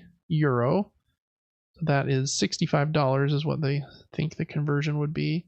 Or the deluxe edition, which I think the only difference in the deluxe edition is scroll down, Devin, in the middle, and it should show us what the deluxe edition's differences are. At some point, it might be. Oh, it's right here. Yeah. So that's the regular edition. The deluxe edition, they're 25 metal coins instead of cardboard coins. a wooden round tracker. I don't really care about the round tracker being wooden. Wooden first player token. You do get a game trays insert. Their inserts are really excellent. But other than the nice insert, I think almost everything else is pretty one-to-one. You still get like all the wooden meeples in every version. So I don't know, $65. That's not terrible. You do have to think about shipping and stuff, but I like some of the ideas in that worker placement game. They seem a little bit unique. So anyways, that is Yonder from Sinister Fish. They're a pretty popular company. So I think this one will probably perform well. Scroll up to the top dev. Let's see how much they've earned. They've got 100,000 out of their $41,000 goal with 1,200 backers, but it has 14 days to go still. It ends on August 15th. All right, that is going to do it for Crowdfunding Corner, except for our picks of the week. Devin, I'm just going to start and say that this one, Yonder, is my pick of the week. You took mine. Wow. Cool. Well, that's okay. We can both have the same pick of the week. I think it looks cool. I like the minimalist art. I really love Moon, the game from this company, from the same designer. That was their last Kickstarter campaign that I have. And so this one is kind of calling my name. I like worker placement games. This one has a little bit more going on than, some more simple worker placement games that I have in my collection that I feel like I need to purge. So I don't know. I do feel like this is one that it's Colin David's names. Will you scroll down to shipping and see if they have a shipping estimate? That's usually near the bottom. You might have to scroll a ways. Maybe up just a tiny bit more. Why Kickstarter rulebook? Here it is. Shipping, Kickstarter edition, deluxe edition. If you scroll down just a tiny bit, we should be able to see USA is 13 euros for the Kickstarter edition and 15 euros for the deluxe edition. And so that's probably like $15 or $18 that you got to add on top. Love that. Love shipping. That's way cool. So fun. Yeah, way cool. Why did you like that one? Just curious. I liked the variety of the abilities of each meeple. Like the aliens do a specific thing. They're always grouped in a pair. Or, the skeleton or whoever it was can go to a place that's already occupied. Like that's kind of fun. Yeah. The way those can be placed. I also liked just the time that it takes, 60 minutes to 120. I think if you learn a game and can get it done in an hour and 15 minutes, that's kind of nice. Yeah, that's a good time. That is a good time frame. And then medium like difficulty, 90 to 120. But, You like them a bit longer? Sometimes it depends, but yeah, a lot of things I like. Yeah, it's simple, like you said. It seems easy enough to understand, yet there's something to learn there. Yeah, I don't know. Yeah. It's just, it looks this fun. One, I got an email from them today that they just added a tabletop simulator mod for this game too. So yeah, I do want to try this one as well. But yeah, some good games this week in Crowdfunding Corner, I think. How many was that? That's 1, 2, 3, 4, 5, 6, 7, 8, 9, 10. Did I count that right? 5, 6, 7, 8, 9, 10. Nope, I didn't. That's 11. 11 games that I thought were worth bringing up in Crowdfunding Corner this week. All right. Well, that's going to do it for Crowdfunding Corner.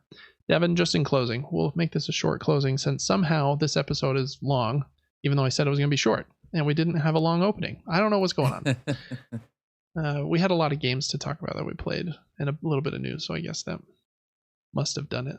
Or maybe I've just been too chatty. I don't know. The Olympics are going on. We talked about them at the top. Lots of fun watching how incredible everyone is at the different sports. Wanted to ask you, what is do you have any memories or like any favorite Olympic themed games or even sports themed games, I guess, since there's not a lot of Olympic games? Wii Sports. Oh, that's a good call.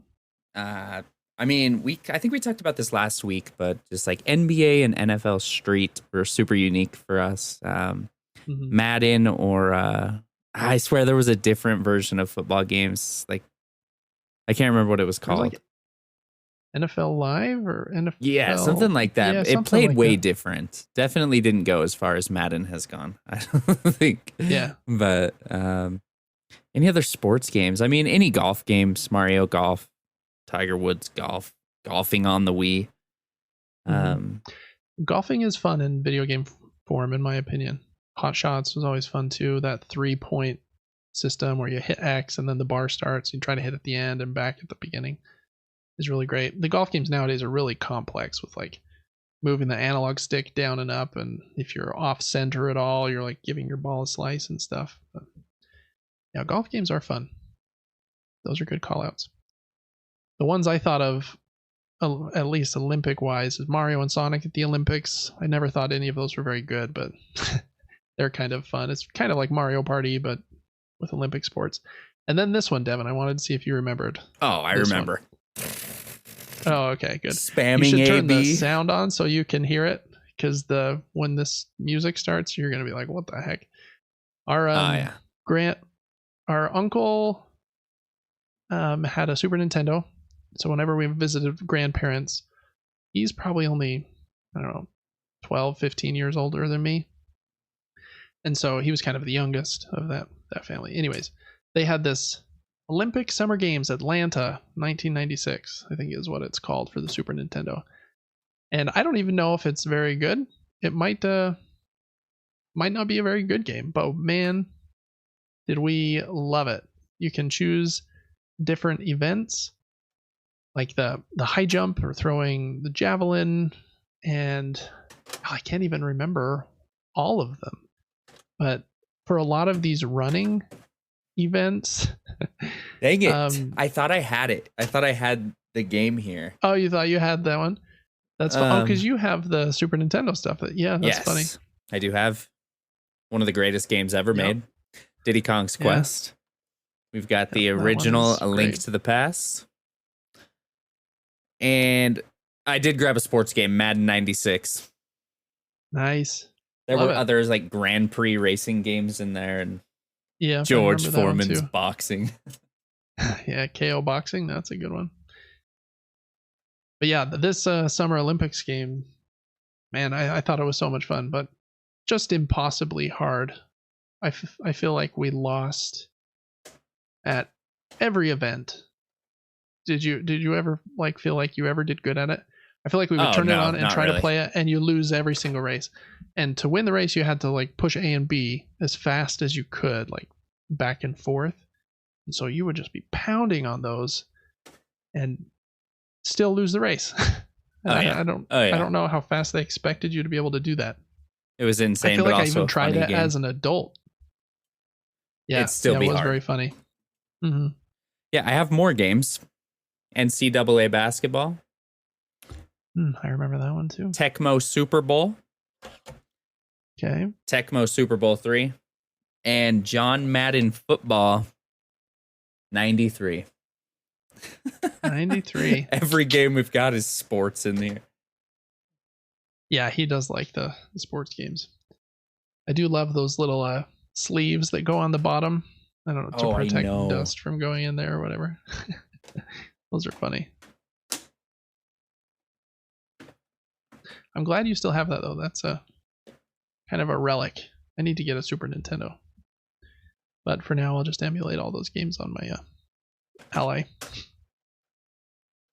Cool. Well, think of that button pressing when you're watching the sprinting and all of the track and field events this year. Yeah. Because I remember like my hands hurting and there you go. Still just losing. Yeah. And on that one, I think you had to do it and then keep one hand on the up button on the other side so that you could push up to go over the hurdles. Whew. So hard. 4 frames per second. I really don't know if we ever won any of them. Yeah, the pole vault. I think archery was in it. I remember that one not being as hard because it wasn't based on like speed.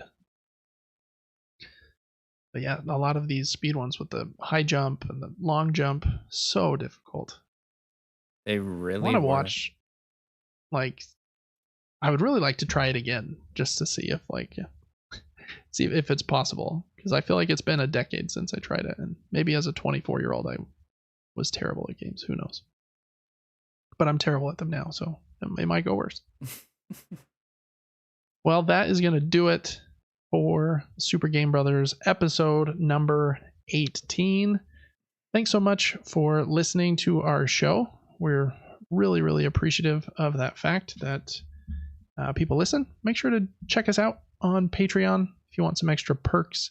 Get your name in the show, in the credits, right into the show. You can get our episodes a few days early and even exclusive extra episodes, like we mentioned, our Wild Hearts playthrough, or well, not a complete playthrough segment where we played almost 3 hours of the game together, which was a really fun time.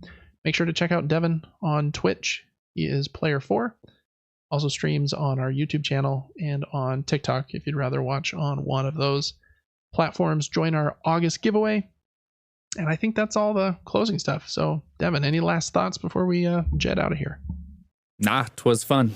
Go whatever country you're in for the Olympics. Yeah, go whatever country. And by whatever country, I mean go America. Go team. And on that note, we will see you next week for episode 19 of the Super Game Brothers podcast. Till then, see ya.